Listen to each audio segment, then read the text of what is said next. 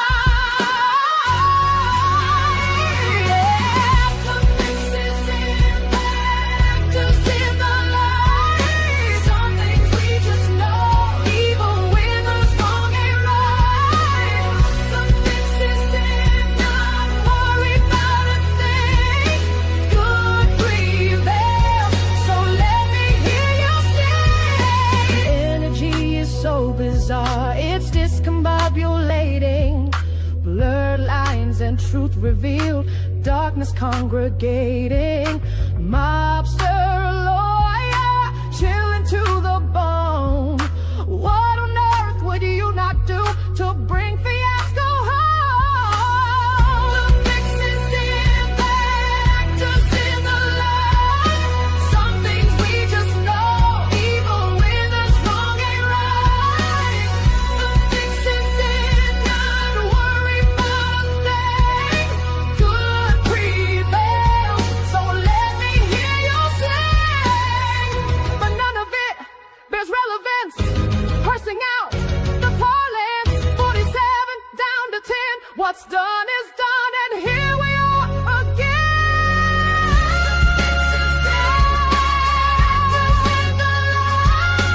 Some things we just know, even when the strong ain't right. The fixes in not worry about a thing. Good prevails, so let me hear you sing. So have faith, justice will prevail. Can you feel it? The thinning of the veil. Black, white, day, night, the Commonwealth derails. Sit down, motherfucker. Sit down, weasel demon. Hush now, talking to you. The universe sees what you're doing around the world, sending love and light to Karen Read and John O'Keefe. Our outrage fuels the fight.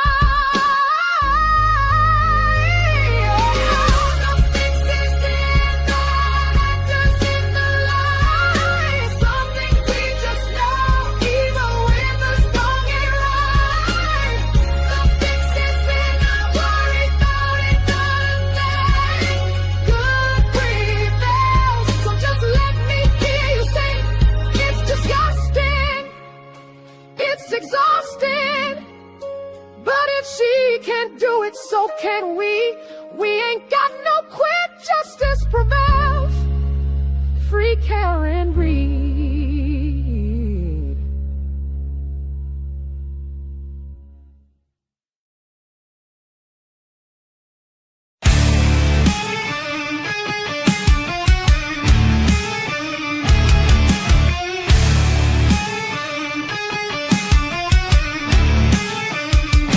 Reasonable doubt, scream into silence, war in the courtroom, verdict or violence. Your gavel tales and blasphemy, Mr. Jackson, ask it differently. Auntie Bev, we know your game. Hanky Brennan has no shame. The lies you thought were told in stealth, corruption through the Commonwealth. Sidebar, sidebar, pull up, bitch. Sidebar, sidebar, which is which?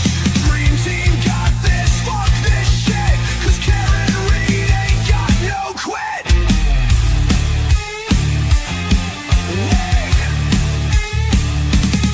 Who holds the truth?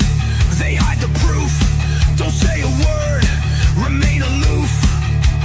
Proctor with the sleight of hand, outrage screams across the land. Sidebar, sidebar, pull up bitch. Sidebar, sidebar, which is which? Not an expert, fuck this shit, cause Karen Read ain't got no quit. Sally Port inversion, factual perversion, rocks, glass, glass shard in the front yard. Gaslight bullshit, Lexus, Nexus, Argus said John was not hit. Sidebar, sidebar, pull up bitch. Sidebar, bar, which is which? Dream team got this, fuck this shit, cause Karen Read ain't got no quit.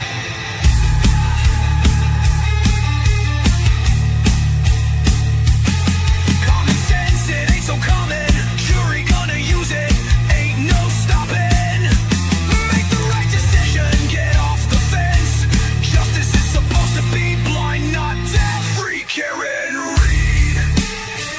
Here we go again. Free Karen Read. Let's fucking go.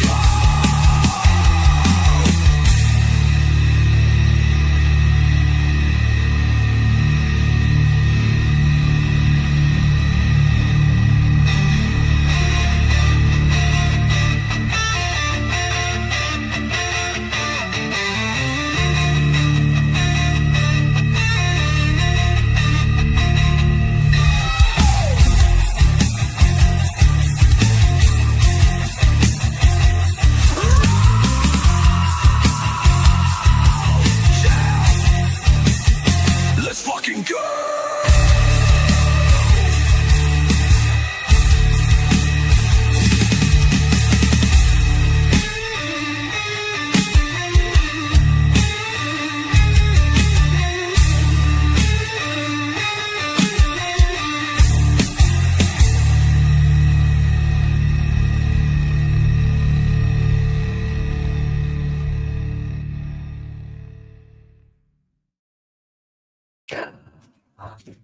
Hi, Shorties.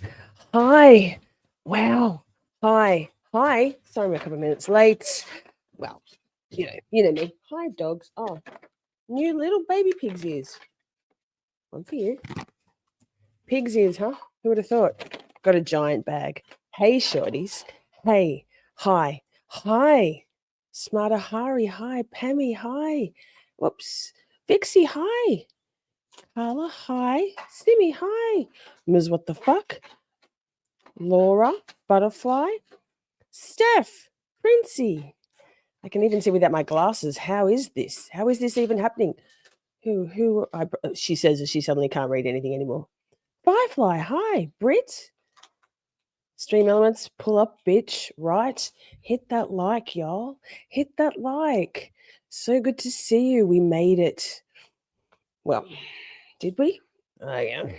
Have we finished the stretch with our sanity intact? Well, we'll see. Do you know I haven't watched Hank's closing yet? So we're going to do a live reacts together. Yikes. What we're going to do is we're going to go ask about what? We're going to do Hank's first because we can't finish on Hank. And then we'll watch AJ's magic. Does that sound like a good plan? I think so, yes. Let me go a bit further scrolling. Did I see Ava's mom? That's exciting. Did I say hi, Micah? His colors here. Hi, Ava's mom. I was literally just thinking about you the other day. No homo, just was.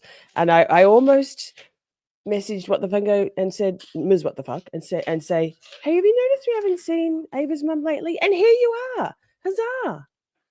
Hooray. Okay, scrolling. There she is. It's been so long. That's what she said. Yes, Laura, same. I happened to wake up. My body is so in tune with the free Karen Read movement that I woke up at 10 past 11 p.m., which is the equivalent of 10 past 9 a.m. in Boston. Hi, colors. And hopped in there. Hi, Holly. Good to see you. Hopped in there and watched most of AJ's. And then I'm so tired. I look like I'm a ragged, haggard old lady at the moment. It's been a massive week. It's been a massive year. So I fell back to sleep and woke up to the drone of Bev reading the jury instructions and all of that. So fuck. That is what she said. Right. Carla says my nerves are shot. Same. Excellent. And because I was late, you were on time. Perfect, Davis Bob. Mwah, Steph. Stop. I have luggage under my eyes, but thank you, Pammy. That's really kind of you. She'll put her glasses on so you can't see it. Fuck. So without further ado, I feel like... Oh, wait, one more thing. Ms. What the Fuck grabs my attention at the same time as I'm... As my brain, we are one brain, just motion to scream what the fuck's got slightly more of an idea. Tony, thank you so much because you are awesome and this community is amazing. Well, thank you. You are also awesome. Thank you so much. Wait, let me get my shit sorted. Money if he giving it away. Shit. Or Ms. What the Fuck could for me. Thank you. Cha-ching. You know, Tony, I think stuff like this brings people together, doesn't it? And I've been having a lovely time being an occasional part of Uncivil Law Kurt's channel, and it was quite a surprise to be wrenched up there when I was guesting on the final day of testimony. Crash Daddy Wrenchler. That was cool. That was fun. And then I happened to be the only mod when Kurt was on the panel with Melanie Little, Defense Diaries, Bob and Ali, Ed from Judy Ron, an attorney from Massachusetts called Tom, Runkle. It was wild. And there was 2,000 people in Kurt's chat. And I was like, trying to get ready, which is why we pushed the stream back by 10 minutes because I was modding solo because no one really... It was an impromptu thing. So it's a great community. And we're happy to have you here also, Tony. Sit down, Weasel Demon. Damn straight, Steph. Sorry, what the fuck? I should know you're all over it way more than I am. Here, I'll get my little mug. I'll write those down in a minute. And I see also Holly Street. I'm in the blue bubbles. Any motherfucker's money if he giving it away. Shit. Well, thank you, everybody. Fucking well. Holly's all-time favorite. So that Jeannie, hi, good to see you. Thanks for coming along. Bob, I never realized how beautiful your eyes are until you took off your glasses. Man, I try to start every stream with my glasses off because vanity is a curse. And then usually Ms. What the Fuck sends me a private chat in the back end of StreamYard going, girl, I'm going to screenshot you squinting to try and read without your glasses on. Put on your damn glasses. Funny. 5'2" 20s. Yes, Miss Shorties. Shorties unite. Meanwhile, Stephanie blah bitty blah is tall. She can reach stuff. We can't. Okay. But how many of you are excited to never hear Spanky's voice again until after this?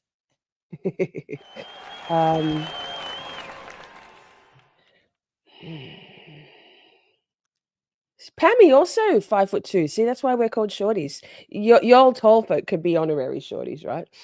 So, we're just going to do closing arguments tonight and summations, and then tomorrow night we'll do a recap of the week that was because there was some such good spicy stuff going on, right? So yes, Butterfly, you're 5 foot nothing. Cute, pocket size. Not much is out of reach for me, says Steph. Facts. Wait. 5'5" and shrinking. Well, you know, we do need help with the top shelf. I just usually stand on the shelf myself because I'm an independent woman and I don't need to ask nobody for help. But 5'7", you would tower over me, Simi. Are you playing at 2x speed? I mean, honestly, not 2x necessarily, but definitely 1.5. It was the weirdest thing for me to be watching live court live on Uncivil Law the other day with Tony and Kurt, because Poppy's thirsty. Because I listen and watch, well, listen /watch court on minimum 1.25, minimum, usually 1.5 to get through 2 days of court. It was so weird hearing everybody talk in regular speed. I was like going, oh my God, Bev is drunk. She's talking so slow. I still think Bev was drunk, but on that final day of testimony. Poppy, that's too loud. Loud drinking. She's slurping. Boom. What a freaking day. 5'2", 5'2". Firefly, you are tall. You can reach the stuff for us. Perfect.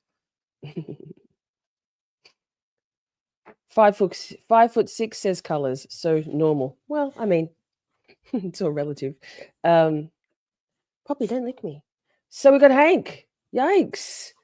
Just also, wait, couple of housekeeping things. Replay crew, hi. Thank you for watching replay. I know there's a lot going on the YouTubes at the moment. So if you're here live, amazing. If you're watching the replay, great. If you would like to watch the live chat replay, it's easy. All you do is swipe left on the comments tab and it will give you the option to view the live chat replay instead. Motion with the video ready. That's it.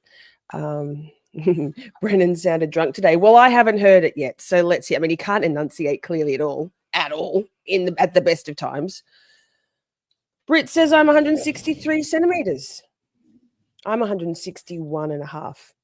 Look at us shorties. Okay. Hi, Cheryl. Good to see you. Let's do it. Thoughts and prayers, chat. We can do this. This is my first time. That's what she said. Thanks, Princey. Hi, Buster. All right, let's go. What the fuck? John O'Keefe was 46 years old. 46 years old. He spent his life helping people. He's described as a good man, kind, generous, thoughtful. He was a Boston police officer. He worked to help the community. Everything you've heard about this man, he was a good man. He helped people. When his niece and nephew had nobody, he took them in. He took them in. John O'Keefe seemed to be the type of person who would help anybody at any time. And on January 29th, 2022, John O'Keefe needed some help. He needed help from somebody else. You see, John O'Keefe had just been hit by Karen Read in front of 34 Fairview Road, and he lay on the ground dying. And he needed help. Someone to reach out a hand, someone to knock on a door, someone to make a phone call to 911, even anonymously. Someone to not take responsibility, just to help. I mean, I hate it already, but keep going, Hank. Oh, Poppy, please. And there was only one person in this entire planet who could help him that morning, to give him a chance.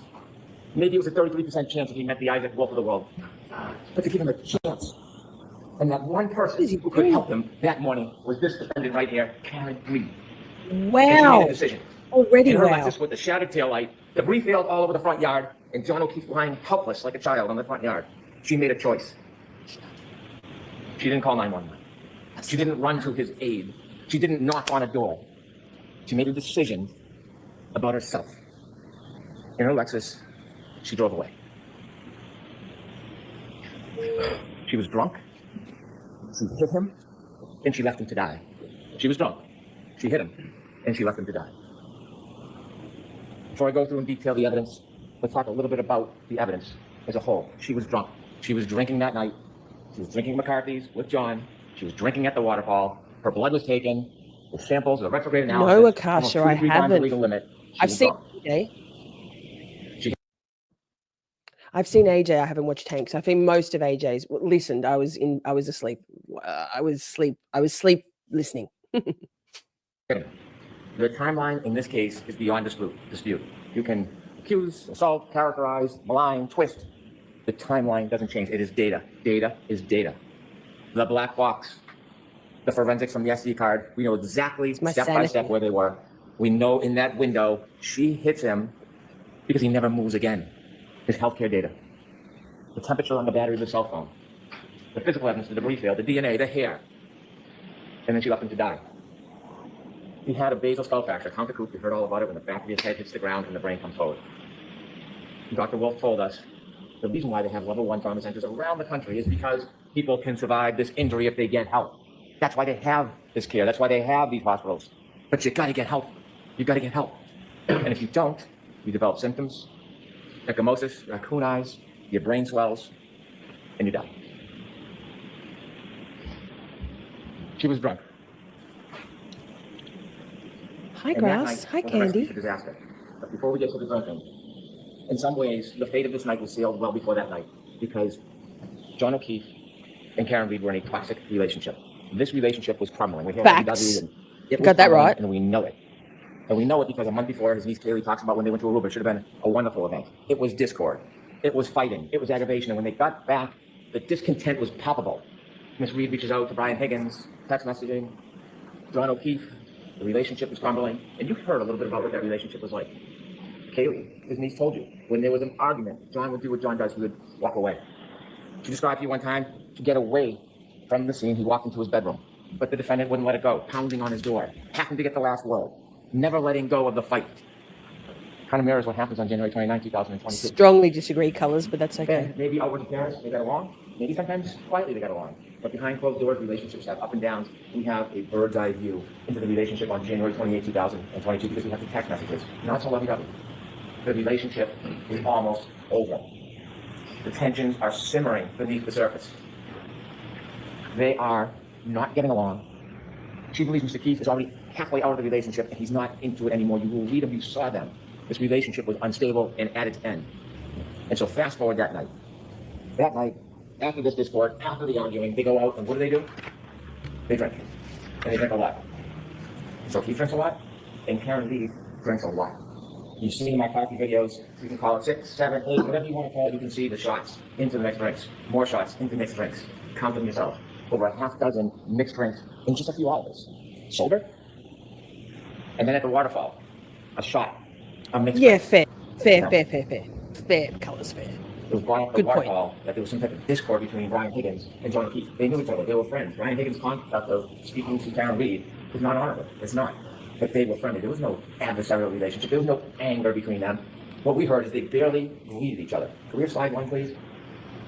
At the waterfall. Can we have slide John 1? O'Keefe hugging. Here's him barely greeting him. That's it. And Mr. Higgins. Barely greeting each other. Reality sometimes is different than argument. This is a celebratory mood. This is a celebratory mood. A bunch of friends. They're playing around. They're hugging. They're grappling. This is a fighting technique for a murder 2 hours later. Is that the story? They're practicing their moves to murder John O'Keefe. In the celebratory mood, you don't see any aggravation or animus between Brian Higgins and John O'Keefe. Inevitably, the next morning, Karen Read is brought to the hospital and they take her blood.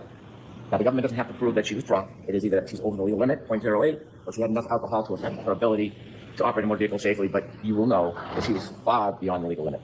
After the retrograde analysis, almost 2 to 3 times the legal limit. Almost 2 to 3 times the legal Except that all the testimony, although it was much more limited this time than in trial 1, testimony suggests that she wasn't overtly, ostensibly appearing drunk. Okay, Hank. Carry on was what the fuck. Such a fucking liar, legal right? limit. Now, it's been intimated, not come out and say that maybe she went home and started drinking after she went home. No evidence, mind you, no evidence. And that somehow that is why she had a high blood alcohol level. It's not appropriate for me to comment on the credibility of another attorney's argument, so I won't do that. Karen Read will do that for her. So if we listen to slide 2, she'll tell you exactly what she thinks about that claim. He wore his funeral suit. Joe Schmo, good to see you. It takes probably about 5, 6, or 4 just weeks. That they were more than half of the disparities in most of the alcohol. What's the biggest time? It tastes just like all soda water with blue wine. Slide 3, please. Just gotta let Buster out the BRB. I would never have expressed I would have done express rate at 12 time. and it was quiet for those who very quiet and see our videos. And I was all, right by the 30 seconds right there was for us to source. My alerts aren't show as they should be. But I shouldn't be driving. Thank you. You think she's right when she got home? When they leave the waterfall bar at 12:12, you see a video, you have it in evidence, there's a still photo of John O'Keefe holding a glass. Not from the Albert's home, he didn't sneak into the house in the cupboard and grab a glass. From the waterfall, you see him with a glass, and in it is a straw. Take a look at that picture. And now from 12:12 on, we virtually have a historian in the data that tells us exactly where he went, exactly step by step where he went. And how do we have that? Well, we know the defendant's car had like a black box, and Judd Welcher, Dr. Judd Welcher, took the data from the black box and downloaded it so you can see the movements in the children events. And then Shannon Burgess, well, you don't like what he says, don't attack the data, attack the man. He can be mocked for his LinkedIn profile or his unupdated CV. But what he did is he found a key, critical piece of this case that did not exist before. He found it recently. And it was that SD card. The SD card that everybody missed, including the defense expert. Everybody missed it. No, so as much he as you want to doesn't, make fun does of he? him, Shannon Welcher found the key so that we could have the time Shannon and date and location. Shannon Welcher. For an impenetrable timeline that can't be broken. That's what Shannon Burgess did. And so we know on the way from the waterfall to 34 Fairview, Ms. Reed is Mansion. drunk. Mr. O'Keefe is in the passenger side of the car, and they're heading their way to 34 Fairview, and they get lost. And now we have more data because John O'Keefe has a cell phone. And I said at the What a beginning, it is a fucking historian. Doesn't suffer from bias, doesn't suffer from prejudice, it doesn't suffer from memory loss. It has data on it. And he puts on Waze, high location data, as Ian Whiff would say. And it tells you second by second the speed, the location, the movement. That's what it does. And he has healthcare data on that phone. The healthcare data separately shows his movement. And that is critical.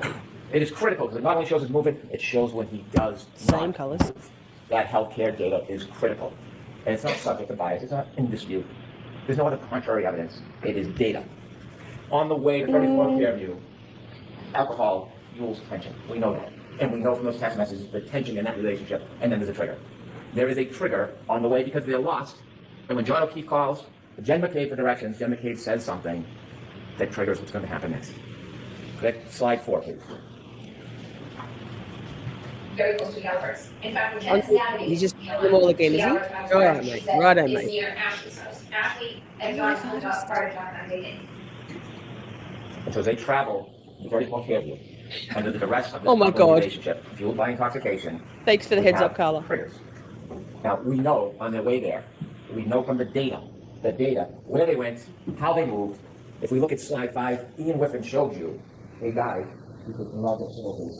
And it shows you with the healthcare data, if that's just his flight's climb, it doesn't mean someone's climbing upstairs. What it means is there's an elevation. And he breaks down the data, the red is mean if you can move down to the zone. And then the bottom left, that's 34 Fairview. You can see second by second the circles of their route, even the 3-point turn on Cedar Crest. That's Oh, what so you the see. elevations from your At that car? point, they've left the Okay. bar. Remember the battery temperature was 82 degrees, they're now in a car. It's now 77 degrees. Think about how accurate the battery temperature is, that it reflects the difference between being in a bar and being in a car. Interesting. They take a 3-point turn at Cedar Crest. And because of Shannon Burgess, and because of Judd Welcher, we have the data, and it's a triggering event. Remember, if there's an acceleration past 30%, it registers data on the car, and that's exactly what happens. It's a 3-point turn, and it all lines up with the cell phone after you synchronize the times. It's that simple. It's nothing complicated. There's nothing tricky. There's nothing devious about it. It's data. They do the 3-point turn, and you can Pause, match the cell please. phone.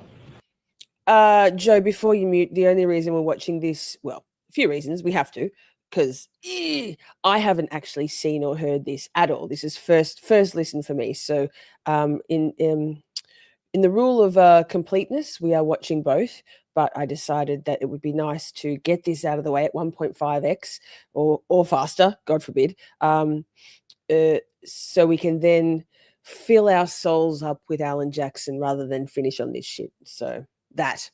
Thanks, Ms. What the fuck. Clock with the Lexus clock, and when you do, you can reconcile the difference. There's been a lot of talk, a lot of argument, a lot of fights. Shannon Burgess says 21 to 29 seconds. Mr. Disorder comes in. Unfortunately, he wasn't able to actually do anything. He wasn't given the invitation to test the data. He just looked at the board and made decisions like a Monday morning quarterback. But even he, looking at the data, says, Fuck well, off, 2 Hank. seconds off or 2 Get the seconds. fuck out. Same window. That was his same whole time. point. We have all the arguments we want. They're there. They're together. The data matches up perfectly. Perfectly. And so they make their way down to 34 Fairview Road. They don't stop. They don't stop at the driveway. They don't stop. And John O'Keefe gets out of the car. They go to the flagpole. We know for 2 reasons. One, the data. And secondly, Mr. Nagel and Ms. Mason, at Cedar Crest, at that intersection before it goes down to the right, they meet, they let Karen Read go first, they follow behind in the truck. Pause. At Wait. this point- Was what the fuck? Did he just call her Ms. Mason? He just called her Ms. Mason. Sorry, I was just closing the door because it's freezing cold outside today. Hey, Mr. Steve, good to see you. Did he say? I'm sure he said Ms. Mason. I mean, he can't say anything, but come on, man. More to the point, he did say Shannon Welcher. So, okay, carry on. God They damn, let Hank. Karen Read go first, they follow behind in the truck. Now, at this point, Mr. O'Keefe has about 8 more minutes before the beginning of the end of his life. And he's in that car. He's in that car for most of it. Because Ms. Mason and Mr. Nagel don't see anybody get out of the truck. Nobody crosses the line. Nobody goes to a garage. Not just because they didn't see it. They didn't. Not because they didn't see it. Because the healthcare data on the phone shows that John O'Keefe is not moving. The car is stopped at the flagpole. The healthcare data stops. The battery stays at 77 degrees. The data is the data. You can't change it as much as you want to. It's data. And they sit at that flagpole for minutes. Yeah, the maxim. 12, 24, 33 when they get there. They're there past 12:30. Remember, Ms. Mason and Ms. Nagel said they're there about 5 minutes and then they go. It's not exact, but about 5 minutes they said. So there's about 2 minutes left for John O'Keefe. And what are they doing in those 2 minutes? What are the last 2 minutes of his life that he can remember that would be open to him? They're arguing. They're arguing. They're arguing. And we know they're arguing because Ms. Reed tells us Fair. through first responder Becker. She was sad. Remember he sees him in the back of the ambulance and he's trying to calm her down? She was sad because her last moments.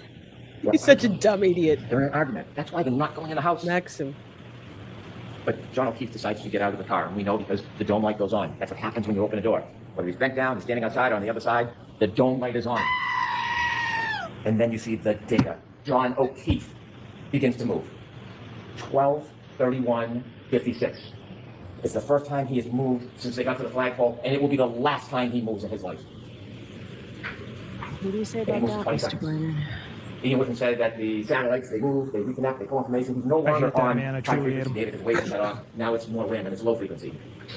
We would never suggest that Mr. Whitman did not claim, based on location data alone, at that point you can tell exactly where John O'Keefe is. What he said is it was readings all night. The bullet is always near the flagpole. That doesn't mean he's always near the flagpole. He could have moved. He could have moved in the circles and come back. Location data is consistent with him never leaving the flagpole. But that in itself is not enough. But there's more. There is more. There is the healthcare data. Well- There's the temperature of the cell phone battery. And so he moves for 20 seconds, it turns west. It does not say he walks to the house. That's not what the data says. It doesn't say that he goes straight line and he walks over to the door. In fact, could he even get to the door from 75 feet? Could he get there? Because when we investigate for the defense testified, he measures from the driveway. He never stops at the driveway. He never measures from the flagpole. He never measures from the flagpole to the garage door. So this fantasy that somehow he walked in the garage, even though there's no evidence, there's no witness, there's no data. 20 seconds of his life. And he moves. And healthcare data registers the steps. It could be pacing. It could be a straight line. It could be shaking the phone. We don't know. We don't know. We don't know everything. We don't know every little detail in every little second. We don't have to. That's not doubt. That's not reasonable doubt. We know for that 20 seconds he's moving. And in Well, that it's 20 like, second get the fuck window, away from me, you when weasel he moves. demon. Fuck off. He has his phone. He looks down. 12:32:09. He sees a text message from his friend, John McCain. And he looks at the text message. And he I closes hate it. that man. I truly hate him. And then it happens. We know from How the did you get uncontroverted- my digits? uncontroverted Question mark, question data mark, from that black question mark, box. question mark, We know that question mark. Karen Read, after he gets out of the car, drives away. She drives for at least 33 feet away from him. He's back near the flagpole. She's gone. It's over. Whatever argument is over. Whatever anger and flame has been dispassioned, she's moved on. He's separate from her. He's safe. And then she makes a decision. That's what the case is Fuck off, about. Hank. Then she makes a decision. She could have driven home. She could have broken up with him. They could have talked about it the next day. Fuck Like off, knocking on the Hank. door, like Kaylee said, getting the last word. She doesn't drive away. She takes that 6,000-pound Lexus and she makes a decision. And the decision is that she steps on the gas after banging it into reverse. Oh my god. Before we talk about what happens next, I want to talk to you a little bit about the charges in this case. And I hate to digress, but it's important so we really understand what we're talking about here. I have no authority to talk about the law in this case. The Honorable Judge Cannoni will do that. I want to talk to you a little bit about the charges. Don't rely on my interpretation of the law. It's the judge who has that special power. But I want to God help explain us to you all. things when you think about what happens next, you can really assess the facts of this case with the charges against Miss Reed. She is charged with second-degree murder. It sounds ominous, it is. It's a serious charge, second-degree murder. When most people think murder, they think shooting or stabbing somebody. It's natural to think that. Second-degree murder is different. It's not first-degree murder. I told you at the beginning of this case. No. I told you that we were not going to suggest or try to prove that Miss Reed intended to kill John O'Keefe. That was never part of this case. We're not claiming that. I told you that we were not ever going to try to prove that she even intended to hit him. We never suggested we would try to prove that, and we're not trying to prove that she intended to hit him. We're not.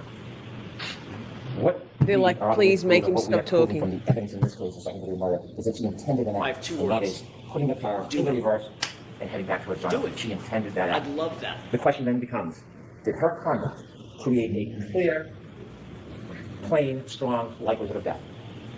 Late at night, dark, beginning to snow, under the influence of alcohol, knowing where she stopped and left him after an argument, heading back in reverse to the Lally, exact spot where are right my near where she paper left him, clips? God damn it.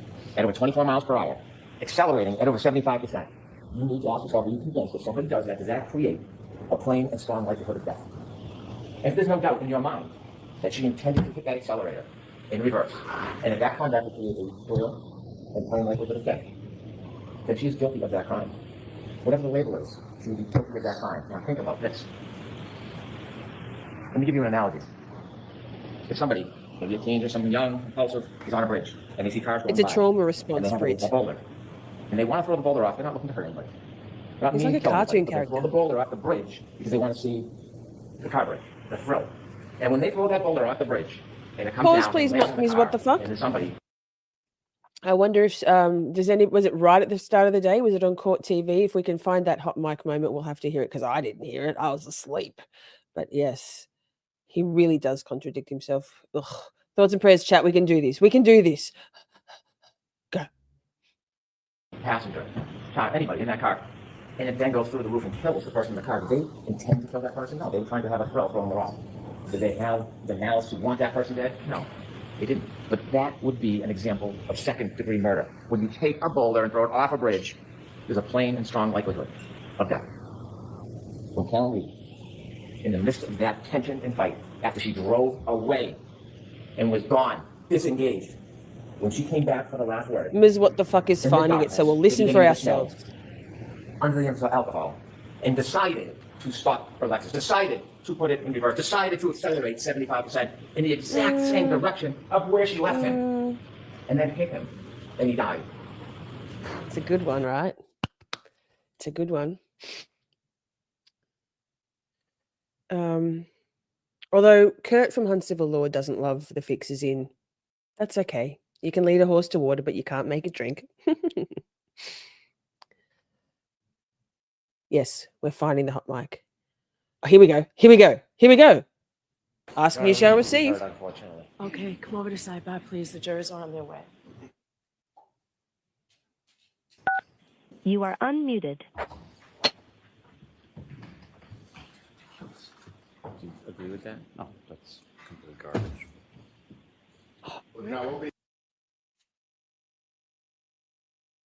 What did he say? Something in the garbage? Wow. Can you hear me? Oh dear God, you've got poor Ms. What the fuck's got COVID. Says, yeah, sorry. So he Oh, says, babe. do you agree with that? And then Lally said, no, that's complete garbage. Can you play it again? Yeah.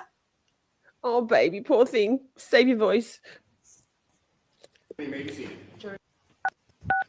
You are unmuted. Do you agree with that? No, that's complete garbage. Jurors on their way. Poor Ms. What the fuck? Oh, it's complete garbage. Oh my goodness. Do not talk again. Thank you so much, you poor thing. Oh my goodness. Wow. It's complete garbage. I mean, that is like an all-encompassing generalization about everything Hank Brennan says.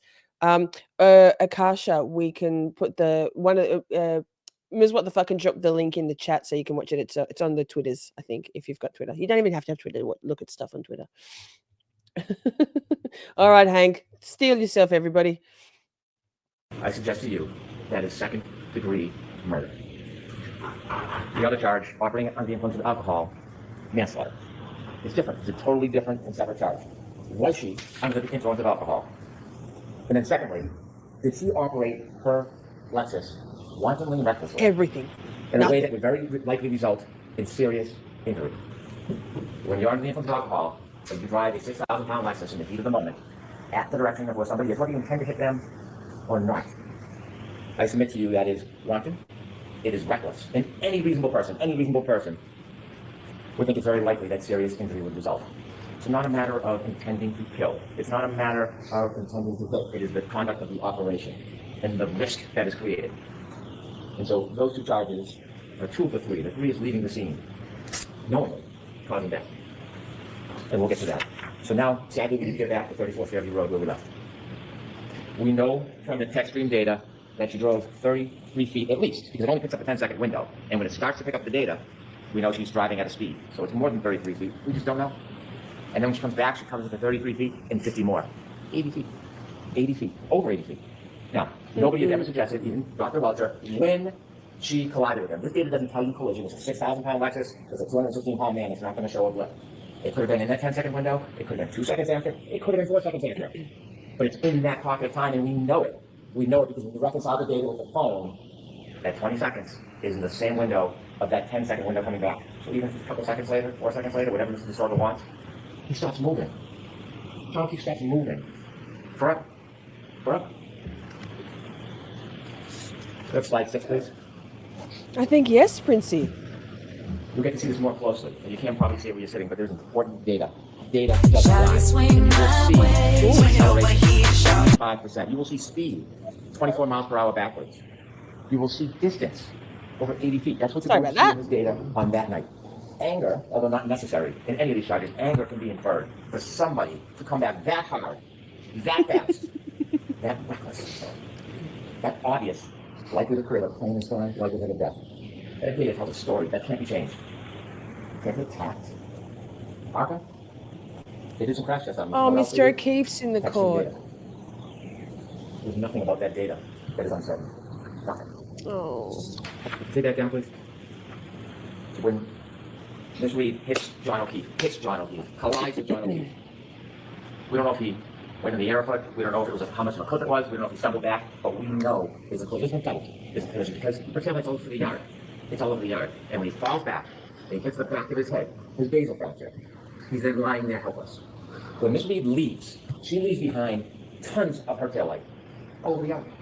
All over the yard. It's called debris field. And you've seen videos. You can't replicate the exact contact. You can't because you need where the person was hit, how fast the person was going, but you know what happened because when you look at the debris field, when a light is broken, it's no different than what was on the front yard. It's no different. She leaves him behind. She leaves her taillight behind. She goes home. And on her way home, you know she's still angry.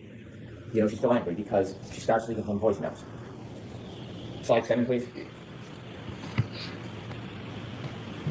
Healthcare factor 1231.56, 1232.04 to 1232.12 is the data which is adjusted to reconcile the clock of the Lexus. 1232.09 is when Mr. O'Keefe closes the phone and the page text. 1232.16 is his last steps. Because the disorder says that red range should move a little bit 2 or 3 seconds, they can move it 4 seconds, 5 seconds, it doesn't matter. It's all in the same window. It doesn't change. We have slide 10, please. Please. Sounds like there's wind in the court. Poor the trial channel trying to deal with that fucking audio. Each one of those pegs represents 10 feet. You can't place that car where it was in front of Fairview. You just can't. The data doesn't tell you that, but that tells you the movement of that car. Now, as John O'Keefe sadly laid on the ground, abandoned, you're going to have to ask yourself a question for charge number 3, leaving scene, knowing somebody was injured and then died. You're going to have to ask yourself, is there evidence that Miss Read knew that she had hit him? Don't need to prove it for murder 2. Don't need to prove it for OUI manslaughter. But for the 3rd charge, Carmel has to prove beyond reasonable doubt she knew she hit him. We weren't there, Yes. but there's an eyewitness. There was a guide. And that eyewitness tells us that she knew. And that eyewitness is Karen Read herself. She tells you that she knew. We have slide 8, please. Could I hit him? Did I hit him? I could have been. It was howling wind. I had YouTube working on the stereo, and I thought, did he somehow try to flag me down through the election? I was hoping to garner as I slowly pulled away from the house. Did he come up and he trip or bend over and hit his cell phone and I barely was foot and he passed out drunk? I didn't feel like hitting him, but I clipped him. Well, I hate that man. I truly hate him. When she left Fairview and left John behind, she didn't think he was mortally wounded. But she knew she hit him. She knew she hit him. And so when she made her way back home, not only did she leave the leaf field all over her body, but she took evidence with her too. Nah, Hair, get the fuck out of here, DNA Hank. on the taillight. And she drove back to John's house. And she started calling on the way back, 12:33, just a minute and a half later. And then her messages show her anger. You see, this was John's fault. This was John's fault. Get the fuck out. Hank, you're a piece of And the shit. destruction of that Fuck relationship. off. 53 phone calls that night. 53 phone calls. Not one to 911. Not one to dedicate to go outside and try to help. Not one to a hospital. Quite a Not one fucking to anybody. throttle. 53 calls. Slide 12, please.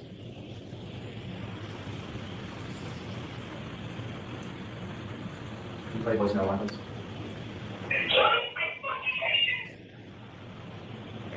The calls keep coming. Cell phone temperature, 72 degrees. He's been outside now, not moving, on that cold, hard ground, with his cell phone under him. The warmth of his body, Pause. the cold ground. No, Hank, no. Remember how Whiffen said that when he did his very technical cell phone experiment by putting an iPhone in the freezer, in 15 minutes it dropped, what was it? 20-something degrees? Get the fuck out of here. Get the fuck out of here. The gaslighting. He's such a narcissist. He's a psychopath. Fuck this shit. Okay, keep going. Thanks. Ish. 72 degrees. They tell you the story. As this temperature plummets and that cell phone battery is compromised, so is John O'Keefe. And him and his cell phone alone on that yard. 66 degrees at 12:45. It is plummeting. Ian Whiffen's taking a phone and putting it in a freezer, not a Sam analogy. The idea that means that John O'Keefe was in the house, absurd. 66 turns to 61 is 12:53. 48 unanswered calls from the defendant. He's not in at a party. He's not wrestling with Brian Higgins. He's not in a fight. He's in a fight. His cell phone would be moving. There'll be healthcare data. There'll be steps. If he got into the house in 20 seconds and his cell phone is found under his body the next day, then how would he get back outside? There would be more steps because his phone is working, but data is the data. There's nothing wrong with it. It's registering everything. The temperature, the movement. He doesn't go in any house. He can't go in any house. His phone never moves again. Voicemail number 3, please. Listen to this. John, I'm dealing with a fucking kid. Nobody knows what a fucking one fucking her. Did you hear that? Nobody knows where you are. It is 12:59. John O'Keefe has been on that lawn for about 27 minutes. She hasn't called anybody else, hasn't spoken, has no information. Nobody's called her. You'll see her phone records. And she says, nobody knows where you are. She knows. She knows. Nobody does know where you are. Except her. Except her. Why is she asking nobody knows who you are? She is starting to get panicked. Hi, Pete. Because she knows she hit him. Not suggesting she meant to kill him or for him to die, but she knows she hit him, and now he's not responding, and she's getting nervous, and she's getting anxious, and she's getting call after call after call. He's not answering. He's not calling back. He's not even picking up the phone. And we know what's happening at this point. Panic, drunken denial, it's setting in. And so then we see Nah, the man. data from Fuck the off. phone. She doesn't move after 1 o'clock. She could be sitting, she could have fallen asleep, but she doesn't move for a while. But she wakes up. She wakes up early the next morning. Take that down, please. And when she wakes up, she doesn't call Jen McCabe and say, where's John? She doesn't call Brian Higgins. Has his number. Has been texting him. Hey, was John in a party with you? Did you see John tonight? She knows exactly where she is, and she's frantic. So she wakes up Kaylee, that young girl, crying. And she says, she's panicked, she can't understand what she's saying. Call Jen McCabe. Call Jen McCabe. Why is she calling Jen McCabe? She calls Jen McCabe. You know what she doesn't say when she calls Jen McCabe? When did he leave the house? What happened last night? No. She calls and says, I left him at the waterfall. I left him at the waterfall. See, now it's gone from to self-preservation. I left him at the waterfall. And Jen says, Get the fuck out of the here. waterfall? We saw you in front of the house. Click. Hangs up. Hangs up. So then she calls someone that she doesn't know very well. She calls Terry Roberts. But now she has to pivot, because someone has seen her in the exact spot that John will be found soon. Whether she's the first one there or somebody else, John will be found. Maybe Lucky missed him. It's a snowstorm. You can't see. But someone's going to find him at some point. So she calls Terry Roberts. It's no longer she left him at the waterfall. She pivots. And she calls, Terry. John's dead. I think he got hit by a plow. Why do you think she chose those words? Why did she choose those words? Because she knew that there was a collision with a large motor vehicle, and she had to substitute her 6,000-pound Lexus for another big vehicle. I think he got hit by a plow. And so now we have the introduction of John McCabe and Kerry Roberts. Phone calls that they probably never, ever wanted. Oh. Worst nightmare to get a call like that. So what's going to happen? They're going to see what they'll never be able to forget. But because the defendant is John O'Keefe's girlfriend, they wake up in the middle of the night, in a blizzard, out of their kindness, their loyalty, their devotion to John O'Keefe. And when she calls them and tells them that she wants them to come out, this soccer mom, with a perfectly normal life, into this whole farce. Get the fuck out of She here. answers that call. She gets out of bed. The spirit and kindness she displays to put herself in that position because someone asked for help, because that's what good people do. Kerry Roberts didn't know Jen McCabe. They both knew John. They met each other once. They're all before. bloody Kerry drunk. Roberts separately at that time answers the call, gets out of bed, drives to go help because they have a common denominator, a common bond. Don't use Alessi's hand, you And so fucking you weasel. hear and see at 5:07 the defendant leaves Meadows. She leaves. And Kaylee is behind waiting. And you see her back up, and Judd Welch has showed you all of those demonstrations where you can see the unsettled snow in the back, and after the bump you can see the pieces missing, no taillight. There's no taillight on the ground, all the white snow. There's no crack, there's no brake. It's a I nudge. hate rats and It's a nudge. Ratsecutor.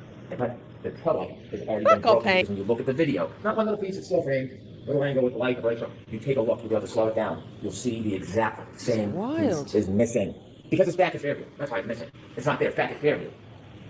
And then she leaves at 5:07. She gets to Jen McCabe's about, 5:35? 28 minutes.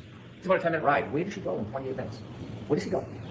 We don't know. We don't have data for that. But we know when she gets to Jen McCabe's house, she is panicked, frantic, out of her mind, screaming, waking everybody up. Jen McCabe comes down. Can't understand her. Going out to the car to try to console her. Why is she so frantic? Why can't she speak? Why can't she say a word? Because John went out and had Lincoln Powell sit on a couch? Hi, Because Kathy. John would maybe be cheating on her? What is causing this extraordinary duress? Did she stop somewhere in the way behind? Did she just see death? Kerry Roberts comes, take charge kind of person.